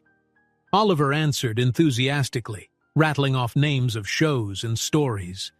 Owen nodded or shrugged, observing Noah with bright curiosity but still reluctant to talk too much. Emily guided the conversation smoothly, interjecting with small facts about the boys' preferences. In turn, Noah shared little anecdotes about traveling to different cities, presenting them like fun stories about airplanes and tall buildings. He kept his tone light, not wanting to overwhelm them with the seriousness of who he was. A father. Their father. Gradually, Oliver warmed up enough to pull Noah toward the swings, insisting he help push. The laughter that followed when Oliver soared skyward nearly undid Noah's composure. Each time the swing arced higher, Oliver's giggle rang out across the playground, free and joyful. Owen stood back, clutching his puppy, then took a seat on a nearby swing. Emily sat next to him, giving him gentle pushes while he watched his brother and Noah with thoughtful eyes. Half an hour later, as the midday sun rose hotter, Emily suggested they take a break in the shade. Noah found himself seated on the grass with Oliver sprawled beside him, jabbering about how he wanted to be an astronaut zookeeper so he could take animals to space, while Owen quietly leaned against Emily, nibbling on a small snack she'd brought. It was a simple, almost mundane scene, and yet for Noah it felt monumental. He memorized every detail: the soft breeze rustling the trees, the boys' little voices, Emily's cautious smile. Eventually, Emily's phone buzzed. She glanced at the screen, then gently told the boys it was time to go. Her neighbor had called, needing to leave soon. Oliver groaned in protest, but after some coaxing, he agreed to say goodbye to the playground. Owen gathered his plush puppy, hugging it close. At the edge of the park, Oliver turned to Noah. "You can come again, right?" he asked, eyes wide. "We can play race cars or something next time." Emotion thickened in Noah's throat. He caught Emily's gaze. She gave a subtle nod of permission. "Yes," he answered, leaning down to Oliver's level. "I'd really like that if it's okay with your mom." Owen tugged on Emily's shirt. "Can he bring more puppies?" he whispered, half hiding his face. Noah chuckled, warmth flooding him. "We'll see," Emily replied, sending Noah a small, amused glance. "Let's just take it one day at a time, okay?" With that, the boys waved their plush puppies as a farewell gesture, and Emily guided them toward the parking lot. Noah lingered behind, watching them load into Emily's battered car. The entire encounter had lasted less than an hour, but it left him trembling with a longing that words couldn't encapsulate. He felt the shaky thrill of a new father seeing his children, wanting so desperately to earn their trust. After the car pulled away, he stood there, heart full, mind buzzing with plans and hopes. For the first time in his life, he realized no corporate deal could compare to the simple joy of a child's smile. And as he walked slowly back to his own car, he braced for the next steps. Emily had opened the door, at least a crack, and Oliver and Owen had taken an unknowing step toward their father. Now Noah had to ensure he was worthy of that title, and that the path he'd chosen would be guided not by profit margins and spreadsheets, but by the love he'd so unexpectedly discovered. Noah sat in his car for several minutes after Emily's battered vehicle disappeared down the road with Oliver and Owen safely strapped in. The summer sun bore down, heating the interior, but he barely noticed. His thoughts whirled with the sound of Oliver's excited voice, Owen's timid curiosity, and Emily's gentle, guiding presence in the background. There was no question now. These children had lodged themselves firmly into the heart he'd once believed impervious to anything beyond business. Eventually, he turned the ignition and headed back to the Maple Rest Inn, mind spinning on how best to move forward. The warm glow of that hour at the park lingered in his chest, but with it came the undeniable weight of looming responsibilities. He'd promised Emily that he would be there, that he would help, yet he had an entire corporation waiting for answers. Partners, employees, projects. For the first time in his career, he contemplated drastically scaling back his role, uncertain of how that might shake his carefully constructed empire. At the motel, he bypassed the tiny lobby and went straight to his room. The battered door closed behind him with a soft click, and he sank onto the bed, pulling out his phone. Dozens of messages awaited him. Skimming them, he saw the CFO's name repeated, plus a handful of missed calls from board members. One text caught his eye. "Noah, we need your input on the major acquisition. Investors are restless. Please respond ASAP." In his old life, just days ago, this kind of message would have set him into immediate action. Now it felt like the concerns of another reality. Nonetheless, he recognized he couldn't simply neglect his obligations. With a resigned sigh, he dialed the CFO. The line rang a few times before a clipped voice answered. "Noah, finally. We've been trying to reach you for days. The partners are on edge and we can't keep postponing these deals. You vanish without explanation, and I'm left with half-baked reports. What's happening?" Noah steeled himself. "I'm sorry for the radio silence," he said calmly. "I've had a personal emergency, a serious one. I'll fill you in at some point, but for now, I need you to keep the company running without me." The CFO sputtered in disbelief. Before he could protest further, Noah continued, "I know it's unusual, but we've built a strong executive team. Delegate tasks, handle the pending acquisitions with the input of the board, and keep me in the loop by email. I'll step in if absolutely necessary, but otherwise I'm staying out of day-to-day operations for a while." A tense pause followed. "Noah," the CFO said slowly, "you're the face of this company. We can't just push your responsibilities aside. The board might interpret your absence as negligence. Investors, I understand their concerns," Noah interjected, "but I have absolute faith in you and the rest of the leadership. If the board needs an official statement, tell them I'm on indefinite leave due to urgent family matters. We can schedule a remote call for updates, but I won't be traveling for meetings anytime soon." He heard the CFO exhale sharply, frustration seeping through the phone. But after a moment, the man relented. "All right, I'll do my best to keep things stable. But know this, we might lose a chunk of investor confidence if you're not visible soon. We'll try to mitigate the damage." "I trust you," Noah said, relieved at even this grudging acceptance. "Thank you. Keep me posted." He ended the call, heart pounding. That conversation felt like a pivot, a line drawn between who he'd been and who he was becoming. He'd never thought he'd relinquish the reins so suddenly. But for Oliver and Owen, for Emily, he realized it was necessary. He had to be physically and emotionally present if he wanted any chance at building the bond he'd missed. A knock at the door startled him. Rising, he opened it to find the motel clerk fidgeting in the hallway. "Just wanted to let you know, sir. Housekeeping's finished on this floor. Everything okay with your room?" Noah managed a polite nod. "Yes, it's fine. Thank you." The clerk shuffled off, and Noah closed the door again. The interruption reminded him how little privacy there was in a small-town motel, how he now existed in a place where people noticed if your schedule broke from the norm. He wasn't hidden in a penthouse suite with tinted windows. He was just a man in a modest room, reevaluating his entire life. Sinking back onto the bed, he opened the laptop he'd brought along, a sleek testament to his corporate existence. For a few hours, he waded through urgent emails, delegating tasks, sending short replies. This was the first time in years that his communications with the company felt purely functional. No passion, no driving ambition. The only thing that fueled him now was the thought of Oliver's delighted grin and Owen's shy smile. Once he'd resolved the most pressing work issues, he closed the laptop with a firm click. His phone pinged. A text from Emily. "Hope the boys didn't overwhelm you. They're pretty energetic. Thank you for being gentle with them. We're home now, and they keep asking if you'll come back soon. I told them yes, but I'm not sure when." A smile tugged at his lips.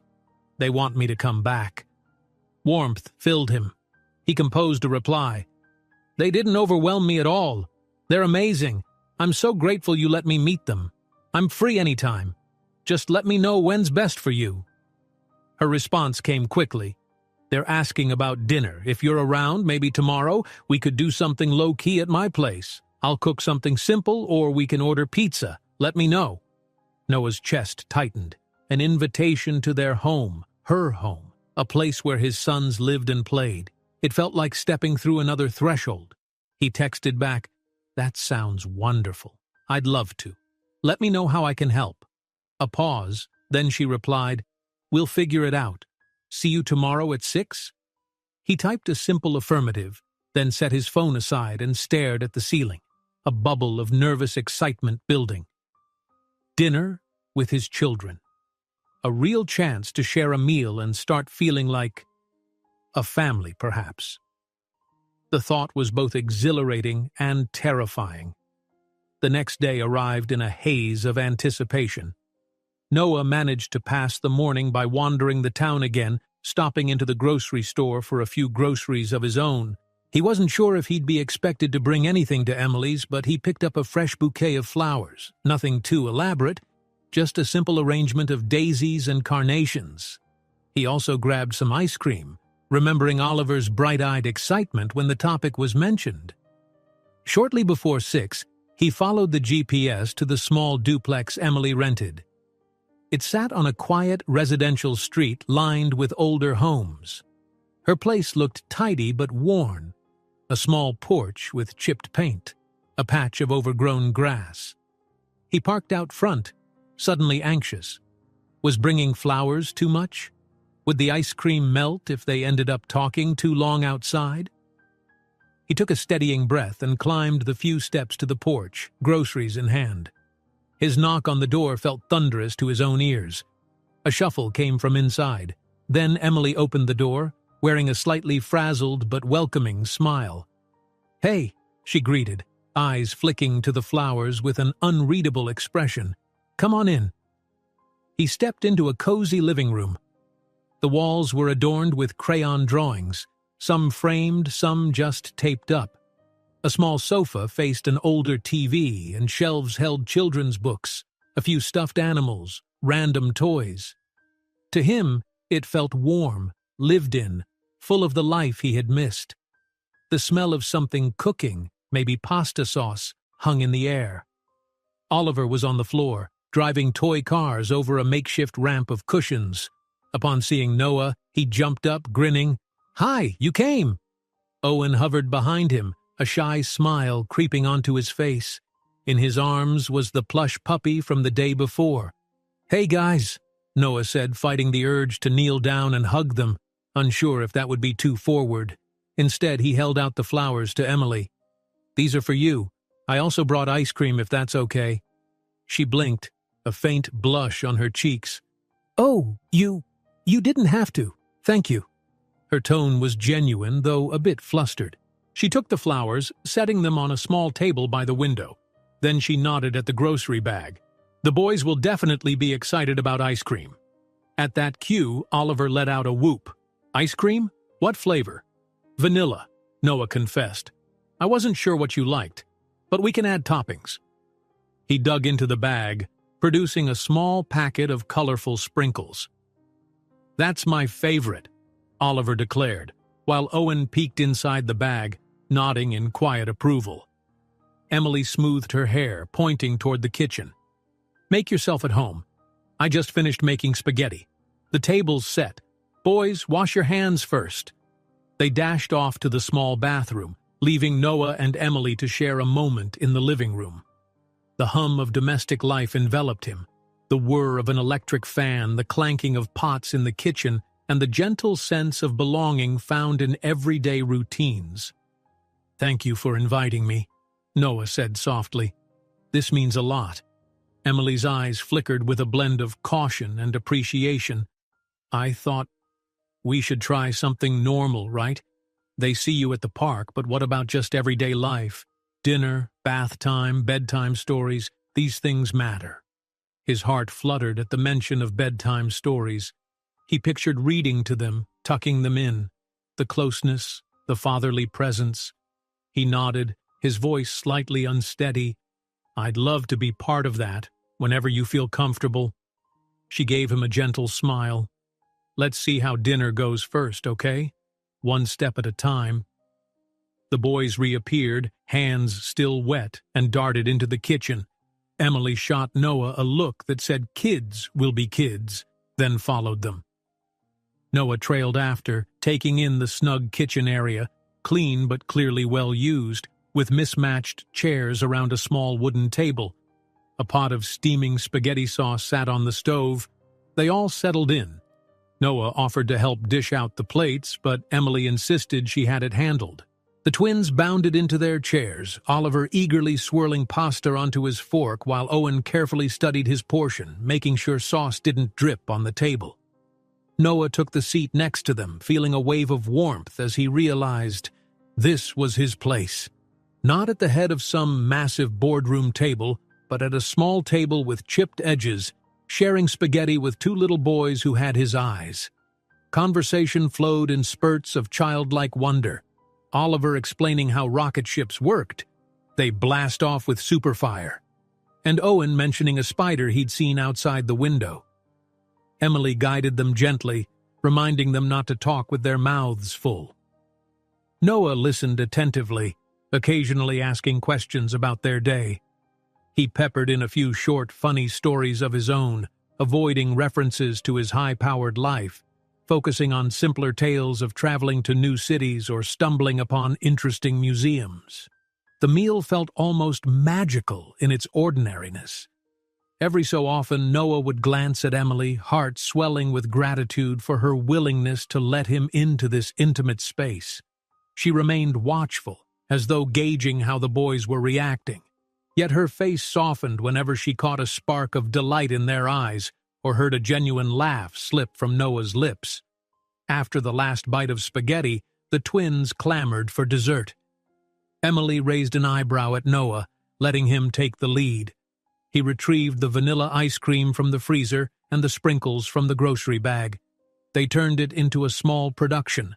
Oliver sprinkled too many rainbow bits on his bowl, while Owen carefully arranged them in neat piles. Noah found himself chuckling, wiping stray sprinkles off the table. By the time they finished, the sun had dipped below the horizon, casting a lavender glow outside the window. Emily offered the boys some quiet time before bed, suggesting they show Noah their favorite games. Oliver hauled out a box of mismatched toy cars and figurines, while Owen displayed a coloring book filled with scribbles of robots and monsters. Noah sat cross-legged on the living room rug, enthralled by their excitement. He joined Oliver in a pretend car race, making enthusiastic engine noises. Owen, quietly observant, soon invited him to color, handing him a few crayons so they could create silly creatures together. In that moment, crayons in hand, plush puppies and toy cars scattered around, Noah forgot about corporate deadlines, profit margins, or the precarious nature of his absence from the company. The world existed in these four walls, in the bubble of childlike imagination. He realized with a pang that these daily routines, so small on the surface, were the building blocks of relationships, the anchors of trust. Eventually, yawns overtook Oliver, and Owen rubbed his eyes. Emily announced it was bedtime. The boys groaned but didn't protest too strongly, Excitement had worn them out. Noah stood reluctant to leave. He hovered near the hallway, uncertain if he was allowed to take part in the bedtime routine. But Emily gave him a nod. "Would you like to read them a short story? I usually do it on the couch or in their room, up to you." Gratitude and a touch of apprehension surged. "I'd love to," he said quietly, not missing the hopeful gleam in Oliver's eyes. Owen nodded shyly, clutching his plush puppy. Emily fetched a book about a friendly dinosaur who wanted to be an astronaut, an almost perfect reflection of Oliver's earlier musings. They settled on the couch, the boys on either side of Noah, Emily perched nearby. Noah began reading, voice soft, modulating with each page to match the dinosaur's emotions: excitement, nervousness, triumph. Every so often, Oliver giggled or pointed at the pictures, while Owen listened in near silence, his head resting lightly on Noah's arm. The contact felt like a small miracle, fragile yet infinitely precious. By the time the story ended, both boys were blinking heavily, half asleep. Emily guided them to their bedroom, a small space with two twin beds pushed against opposite walls, each covered in bright, mismatched sheets. She tucked them in, pressing gentle kisses to their foreheads. Noah hovered at the doorway, uncertain if he should follow. Oliver rolled over, hugging his plush puppy. "Good night," he mumbled, half-lidded eyes drifting toward Noah. "Good night, buddy," Noah whispered, a lump in his throat. Owen offered a timid smile, then closed his eyes, fatigue overtaking him. Emily turned off the overhead light, leaving a small nightlight shaped like a star glowing in the corner. She beckoned Noah back to the living room, silently closing the door behind them. The hush that followed felt intimate and powerful. Emily crossed her arms gently, leaning against the wall. "Thank you," she whispered, "for making tonight so easy for them, and for me. I didn't expect it to feel this natural." Noah's chest felt tight with emotion. "I'm the one who should be thanking you, Emily. This was everything." He glanced at the closed bedroom door. "I'll go, let them sleep, and let you rest too. But I'd love to do this again, whenever you're ready." She nodded, her expression thoughtful. "We'll figure it out. You're good with them, though. They took to you quickly." A small smile curved her lips. "Maybe next time you can help with bath time. That's always an adventure." A bashful chuckle escaped him. "Deal. I'm ready for any adventure with them." They walked together to the front door. As he stepped onto the porch, he turned back. For a heartbeat, they locked eyes. In the soft glow of a porch light, he sensed the fragile bond forming not just with the children but between him and Emily as co-parents, maybe even as something more, though he dared not push that boundary. Not yet. "Good night," she said softly, her voice carrying a note of warmth. "Drive safe." He nodded. "Good night. And thank you again." Then, with a gentle click, the door closed. Noah exhaled, glancing at the quiet street. Overhead, stars shimmered faintly, as if reflecting the hopeful spark within him. He had promised to be here, to be present, and so far, Emily was letting him try. Step by step, he was learning that fatherhood wasn't about grand gestures or lavish gifts. It was about bedtime stories and crayons, about gentle voices and listening hearts. He got into his car, the engine humming to life. The next phase of his journey stretched out before him, uncertain yet rich with possibilities. There would be obstacles, his business, perhaps personal doubts, but he felt a newfound strength. Because in a little duplex tucked away on this sleepy street, 2 small boys awaited him, and the woman who'd raised them alone was taking a risk by letting him in. That knowledge filled him with a quiet, determined joy, so strong it lit the night brighter than any neon sign could. A streak of morning light entered Noah's motel room, pulling him from a fractured sleep. He sat up, blinking at the threadbare curtains filtering the early sun. Outside, traffic was sparse in the small town, just a couple of trucks humming by. birds chirping in distant oaks. He reached for his phone, 7:04 a.m. Usually at this hour he'd have been deep into replying to emails or preparing for a corporate conference call. Now he found himself wondering if Oliver and Owen were awake, whether Emily was making them breakfast or rushing to the diner for her shift. In the week since that first dinner at Emily's home, he had slipped into a cautious rhythm with them. He'd spent a few more evenings there, helping with bath time, a new comedy of splashes and giggles, reading stories, and even attempting to cook spaghetti again, though he ended up overcooking the noodles, which Oliver found hilarious.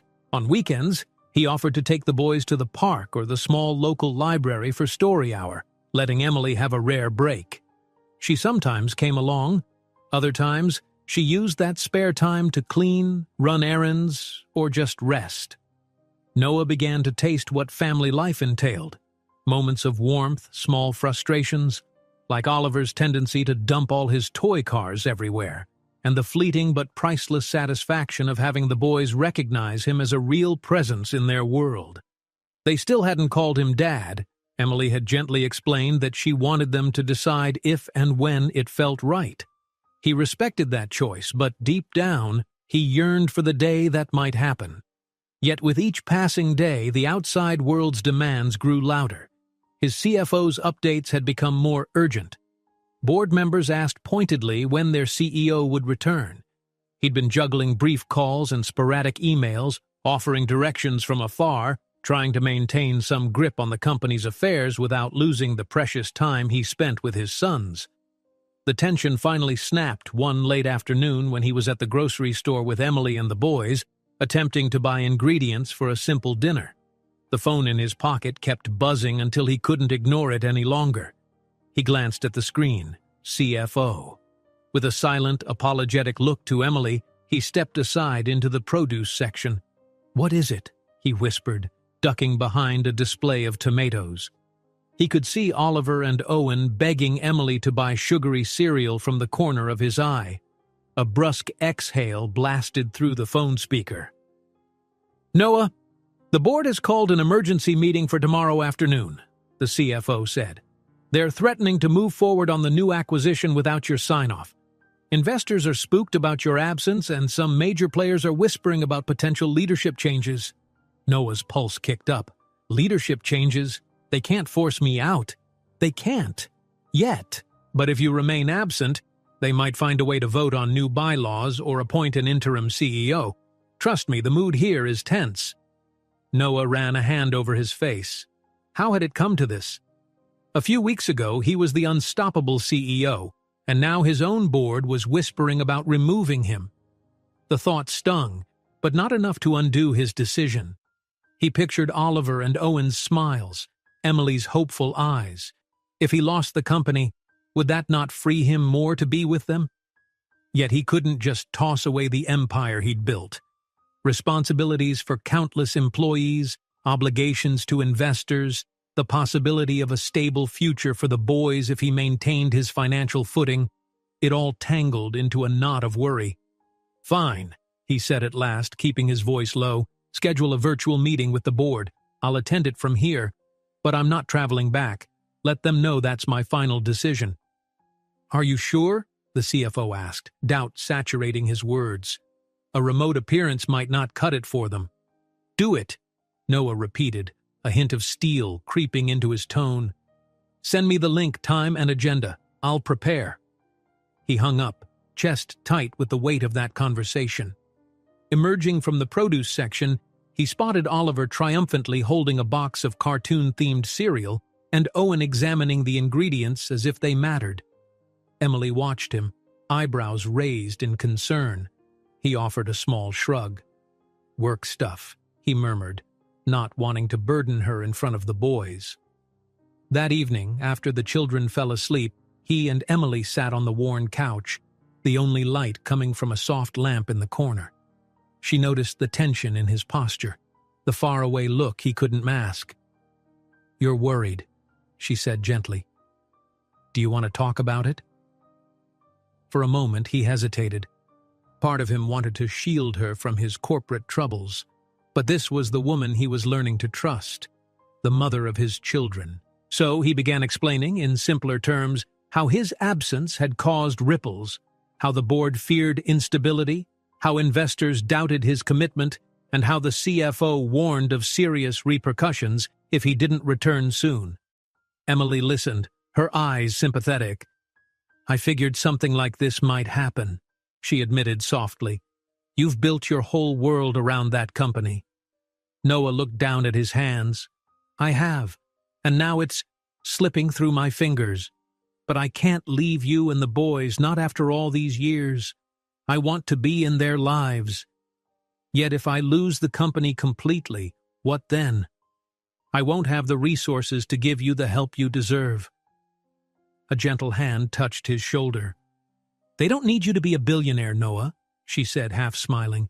"They need you to show up, to love them, but I get it. Money matters too, especially with kids. Healthcare, education, it's expensive. That's real." He exhaled. "I'm not sure how to strike the balance." Emily inched closer so their knees nearly touched. "Well," she began, "maybe you don't have to stay away from the city forever. Perhaps you can spend half the time there, half here, or arrange something flexible so the boys can visit you sometimes. I won't lie, it'll be complicated, but there might be a way that doesn't involve you losing everything you've worked for, at least if that's what you still want." Her words offered a thread of hope. He let them sink in. "I'm supposed to do a remote meeting tomorrow with the board," he finally said. "They'll want assurances, some plan for my return. I don't know if I can promise what they expect." She squeezed his shoulder. "Don't promise them anything you're not ready for. But maybe you can negotiate. You're the one in charge, right?" He gave a half-hearted chuckle. Sometimes even CEOs aren't fully in charge. Even so, that night, when he returned to the motel, he sat down with his laptop, drafting a proposal in which he'd split his leadership duties, installing the CFO or a trusted executive as co-CEO or president. He would oversee major strategies and investor relations, but with the flexibility to work remotely for extended periods. It was unprecedented for his company. He'd always been the center of every major decision.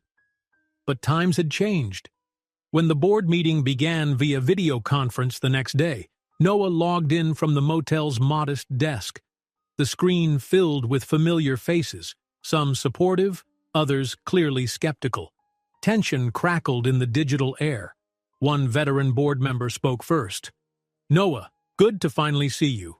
We're concerned about the current state of affairs. Your extended absence is shaking investor confidence. We need reassurance that you're fully committed to steering this company forward." He swallowed, glancing at the CFO's somber expression on another part of the screen. "I understand," Noah said evenly. "I called this meeting to propose a new leadership structure.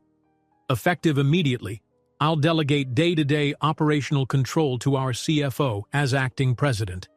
I will remain CEO, focusing on strategic oversight, high-level decision-making, and investor relations.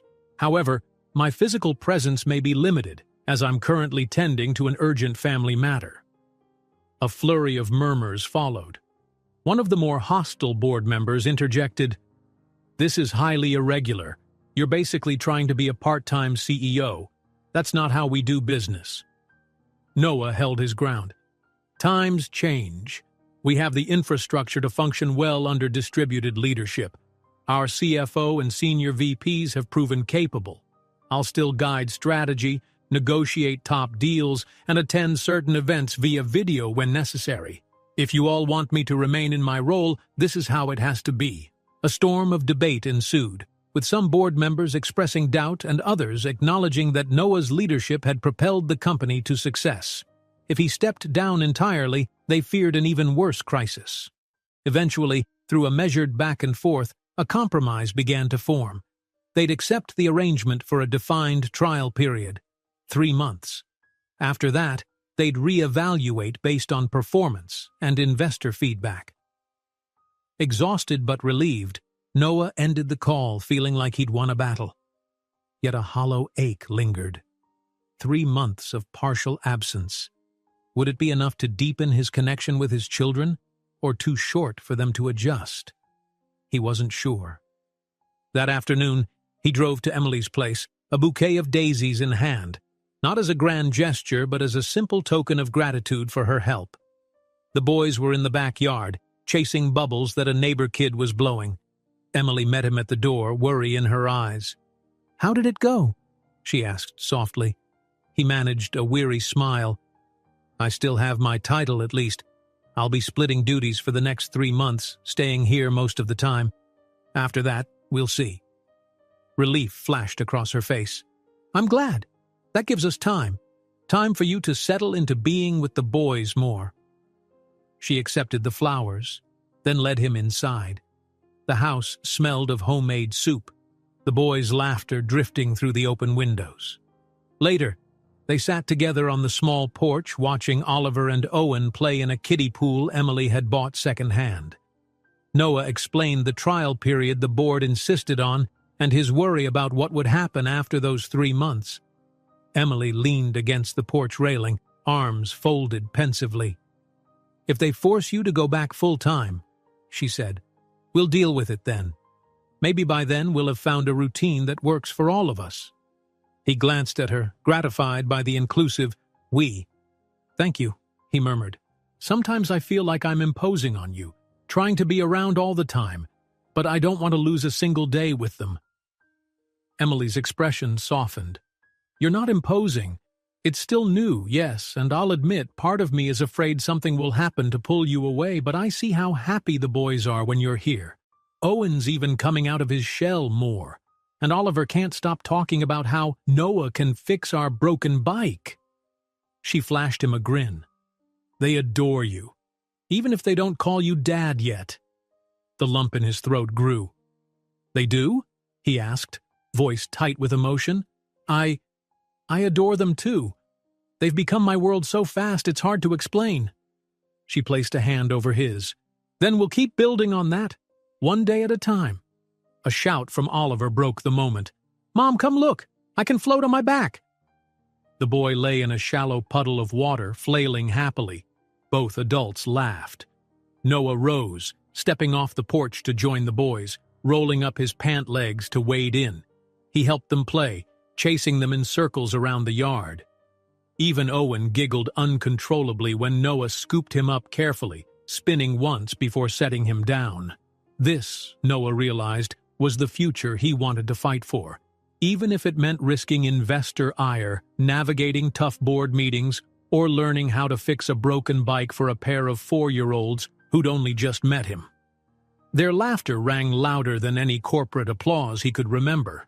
Still, in quieter moments, the fear remained. What if, in 3 months, the board demanded he come back permanently? Could he uproot Emily and the boys to live in the city with him? Would she even agree to that? So many questions lingered, but each time a doubt surfaced, he recalled Emily's words, "one day at a time." So that night, after the kids were bathed and tucked in, Noah helped Emily tidy up the living room. As they stacked toys and folded towels, she glanced at him with a soft smile. "You know," she murmured, "I never imagined I'd be doing this with you. Just sharing everyday chores, talking about board meetings and preschool like it all belongs in the same sentence. But I'm glad we are." He set aside a toy car and reached for her hand without overthinking. Her fingers slipped into his, warm and reassuring. "Me too," he whispered. The air between them grew charged, like a current passing between two people who'd faced struggle and found tentative solace in each other's presence. A quiet moment passed, their eyes meeting in a way that hinted at something beyond co-parenting, but neither pushed it further. Oliver and Owen were the priority, and this new family arrangement was fragile enough without tangling it in romantic complexities. Still, when he left her that night, the memory of her hand in his lingered, along with the knowledge that sometimes sacrificing old ambitions opened the door to unexpected blessings. He was giving up the sole control of his company. He was risking a future of corporate uncertainty. But in return, he was gaining a chance to tuck in 2 little boys, watch them laugh, and share everyday tasks with a woman who had once been a stranger at a hotel lounge. In that exchange, he believed, he had finally found something worth fighting for. In the weeks that followed, life settled into a tentative pattern. True to his word, Noah maintained a remote presence in the company, conferring with executives and attending certain board meetings via video calls from the small motel room or even from Emily's kitchen whenever he could. He'd often roll up his laptop cord just as Oliver and Owen dashed in, clamoring for attention. Emily would hover nearby, sometimes offering a discreet smile if the boys clambered onto Noah's lap mid-meeting, delighting his colleagues with giggles and toddler chatter. Despite the steady progress, the specter of the company's 3-month deadline loomed. As the weeks ticked by, the board grew restless, frequently emailing new questions. When would the CEO return in person? Was the acting president arrangement sustainable long-term? How would the upcoming acquisition deals move forward without direct oversight? Still, every time Noah weighed the corporate pressures against the warmth of Oliver's goodnight hug or Owen's blossoming confidence, like the day he proudly showed Noah a drawing of their family, he felt sure he'd made the right choice. The old life had lost its hold. Family, once an afterthought, had become his anchor. But it wasn't all seamless. Over dinner one evening, Emily placed a few envelopes on the table, her brow creased. "I need to show you something. Some of these bills. The diner hours got cut this month, so my last paycheck was short. I'm behind on the electricity, and the rent's due next week." She exhaled, tension clear in her posture. "I was going to try picking up extra shifts, but they won't let me do more than 40 hours now." Noah felt a stab of guilt. He had enough personal savings to cover these costs easily. He could write a check that same moment, but he remembered Emily's pride. He set a hand gently on the stack of envelopes. "Let me help, Emily. I know you want independence, but I don't want you losing sleep over bills when I can do something about it." Her eyes flickered with conflicting emotions: relief, wariness, maybe shame. "I've always managed somehow," she murmured. "But the truth is, I'm overwhelmed. And it's not just me anymore. The boys are your responsibility too. So, I guess, I could accept your help." "You're not taking advantage if that's what you're worried about," Noah assured softly. "We're co-parents. Let me cover the rent for now and the electric bill. We can work out a plan that feels fair to you, maybe a shared account for the boys' expenses." She studied his face, then nodded, tears shining at the corners of her eyes. "Thank you. It means a lot." He scribbled out a check, pressing it into her hand. At first, her fingers shook slightly, then she accepted it with a quiet, "Thank you." The exchange carried a deeper message. She was letting him share more than bedtime stories and weekend outings. She was letting him bear some of her burdens, rewriting the lonely narrative she'd been living. Over time, Emily allowed him more intimate glimpses into her daily struggles, like how she juggled second-hand clothes for the boys to accommodate growth spurts, or how she'd begun skipping certain meals to stretch groceries further. Each revelation gnawed at Noah's heart. He found himself daydreaming about offering her a better home, maybe a modest house with a yard where the boys could run. Yet he resisted the urge to propose that outright. He sensed she needed time to trust that this new equilibrium wouldn't vanish if the corporate world snatched him back. But as the second month of his trial arrangement neared its end, the board's patience wore thin. An urgent video conference brought them face-to-face with an issue that threatened to unravel everything. Noah logged on from Emily's living room couch, the boys in the backyard playing with a neighbor. Emily hovered in the kitchen, tidying up dishes. The call began with a grim-faced CFO and a handful of board members, each displayed in a gallery of impatient stares. One board member, Stanton, an older man known for his bluntness, took the lead. "Noah, we have a situation. The Omega Group is on the verge of pulling out of their partnership with us. They claim your absence shows instability. They want assurances of a consistent leadership presence, or they'll invest elsewhere." Noah's stomach clenched. "How big is the deal?" The CFO cleared his throat. "Massive. Several $100 million in potential revenue plus long-term synergy. If they back out, it damages our entire expansion plan. Stanton's voice sharpened. "We've tried to appease them by highlighting your acting president's capabilities, but it's not enough. They're demanding you meet with them face to face, negotiate in person. We can't afford to lose this." Silence thickened. Noah glanced toward the kitchen, where Emily's figure remained half visible, ears likely perking at the heightened tone. The demands were clear. Return now. Reassure the partner in person. Guarantee the deal. The CFO spoke quietly, his tone almost apologetic. "Noah, you know how key this is. One flight back to headquarters, a few days to seal the negotiations. That might keep us afloat." He inhaled, mind racing. Could he leave for days? Emily had become more comfortable with his presence.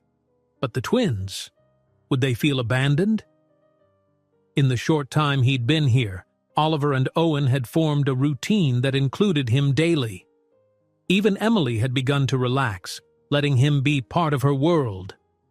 The thought of walking away, even briefly, ignited a primal fear that he'd break the fragile trust he'd only just gained. Yet the looming risk was real.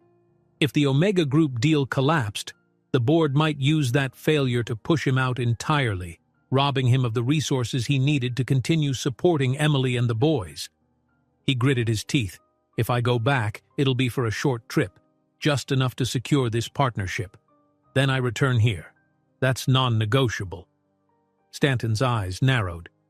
"You do what you must, but be aware, we need a strong show of leadership. You can't half-heartedly walk into that meeting, impress them, or they'll walk."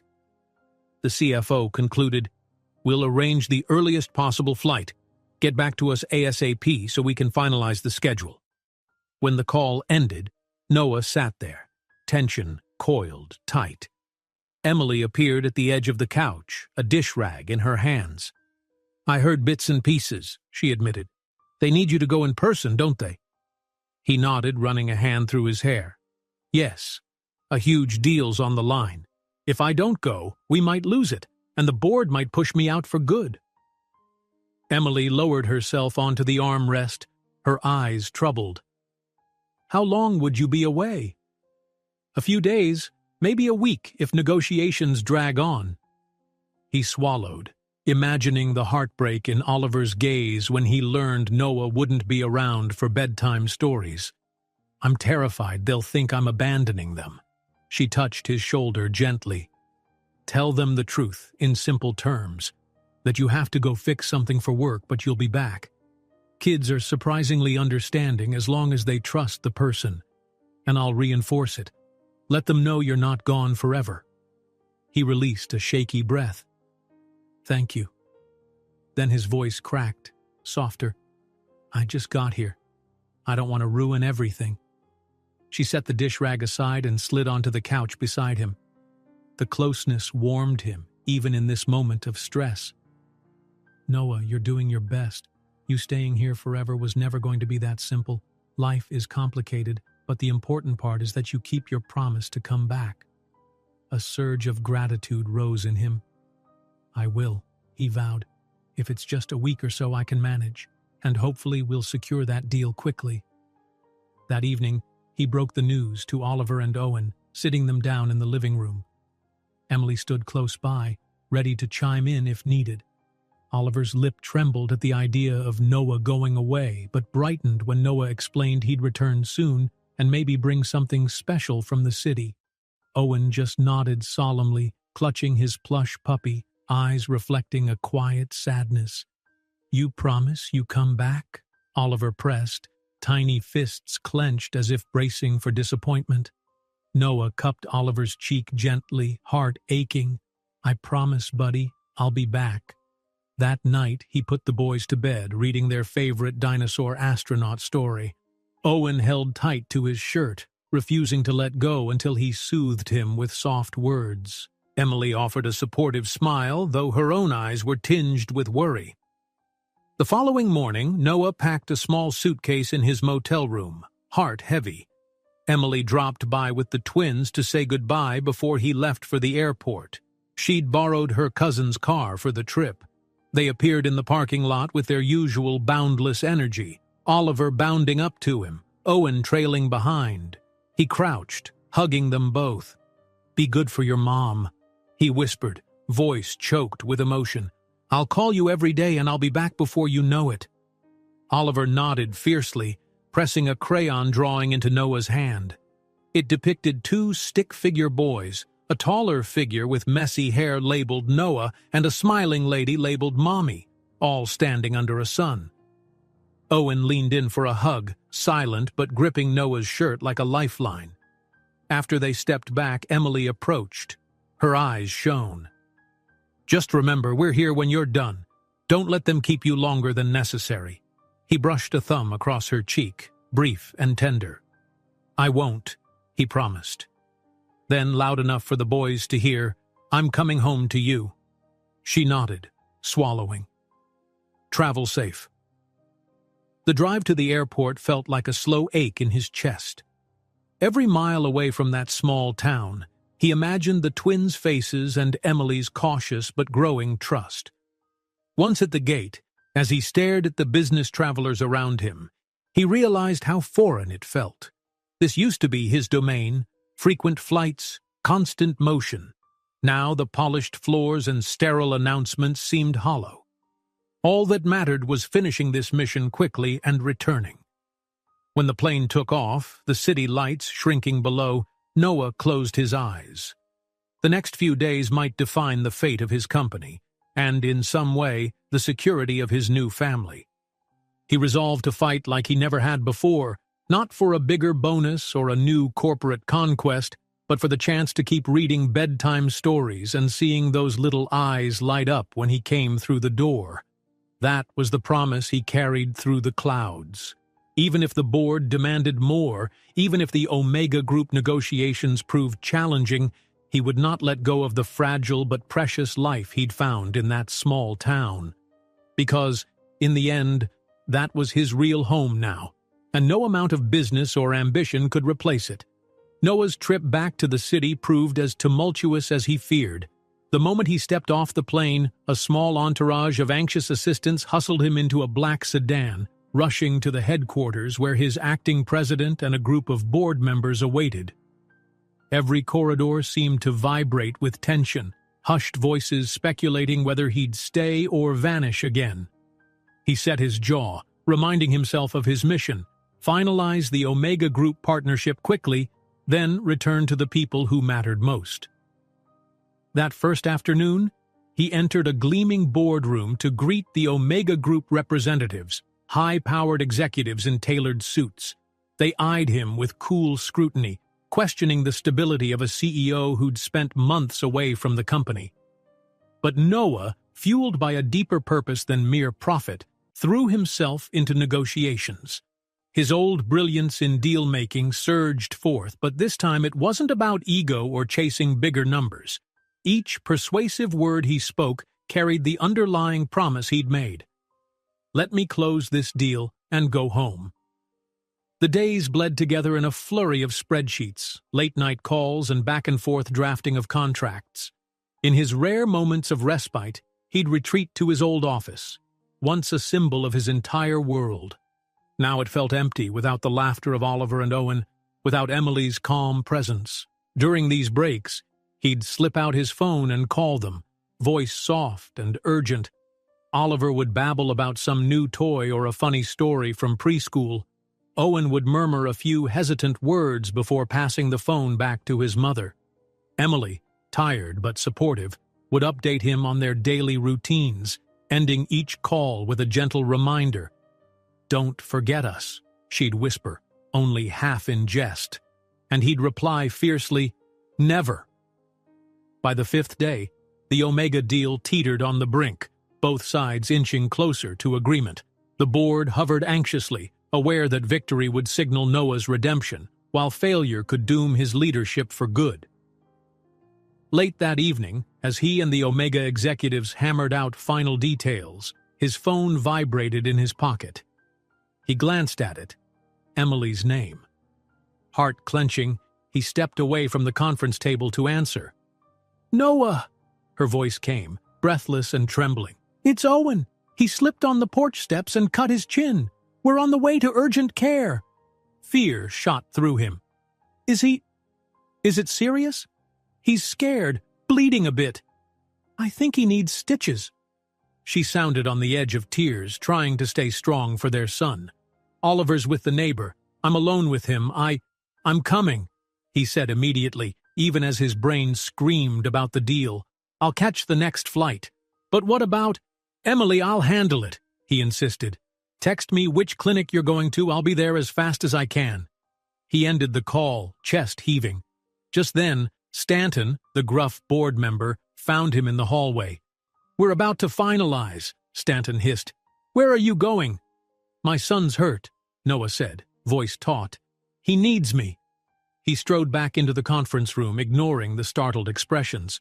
In a single breath, he delivered an ultimatum. I've contributed all I can to these negotiations. The final points you're debating are minor. Close the deal tonight. If you need my signature, send it electronically. He swept his gaze across the board members and Omega reps. I'm leaving to take care of my family. His tone left no room for argument. Before anyone could protest, he was out the door, phone in hand, booking a flight. The journey was a blur, an overnight flight, a frantic drive from the airport, adrenaline powering him forward. His mind whirled with images of Owen's frightened face, Emily's shaky voice. He reached the small-town urgent care as dawn approached, heart pounding. Inside the brightly lit waiting area, he spotted Emily immediately, holding a pale, trembling Owen on her lap. A white bandage covered part of his chin, and he looked drowsy from the mild sedative the doctor had given him for stitches. Noah! Emily breathed as he rushed over. She appeared equal parts relieved and exhausted. You actually came. He gently brushed a hand over Owen's hair. Of course I did, he murmured. Owen blinked blearily, registering the familiar figure. A tiny sob bubbled up, and he reached out. Noah wrapped him in a careful hug, mindful of the fresh stitches. Hurts, Owen mumbled, tears gathering. Mommy was worried. Noah's throat constricted. I know, buddy. You're so brave. He pressed a soft kiss to Owen's forehead, trembling with relief.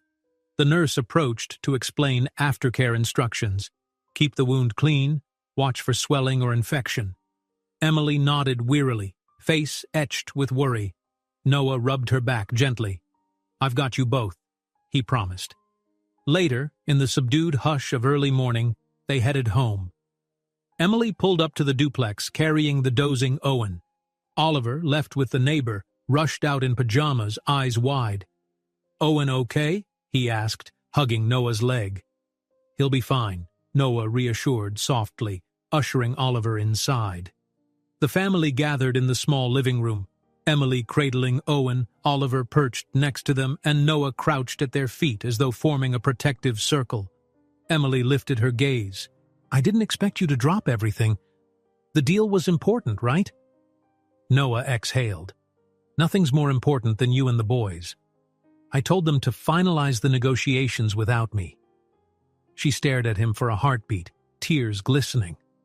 Then, carefully, she said, And if they don't? If they need more from you? He slid a reassuring arm around her shoulders. Then it might fall through, and if it does, so be it. I won't be ruled by that job anymore. I stayed away for too long. I won't make that mistake again.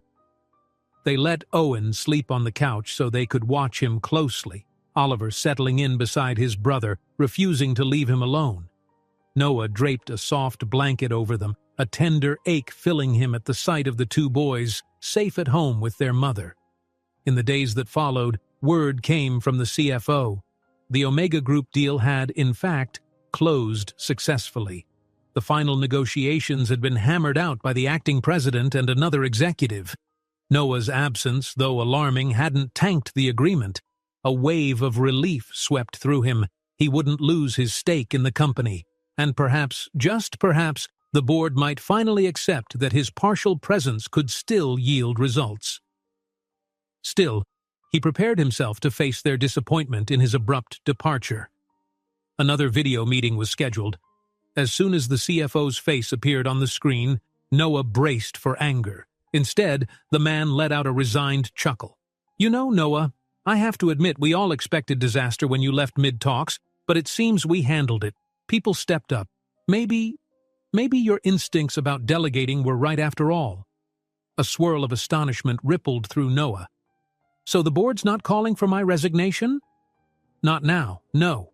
The partner's happy. The investors are relieved the deal closed. The CFO gave a wry smile. But they'll expect clarity going forward. You can't keep us in limbo forever. They want a formal plan for how you'll balance your role with your family. Noah nodded. I'll draft something.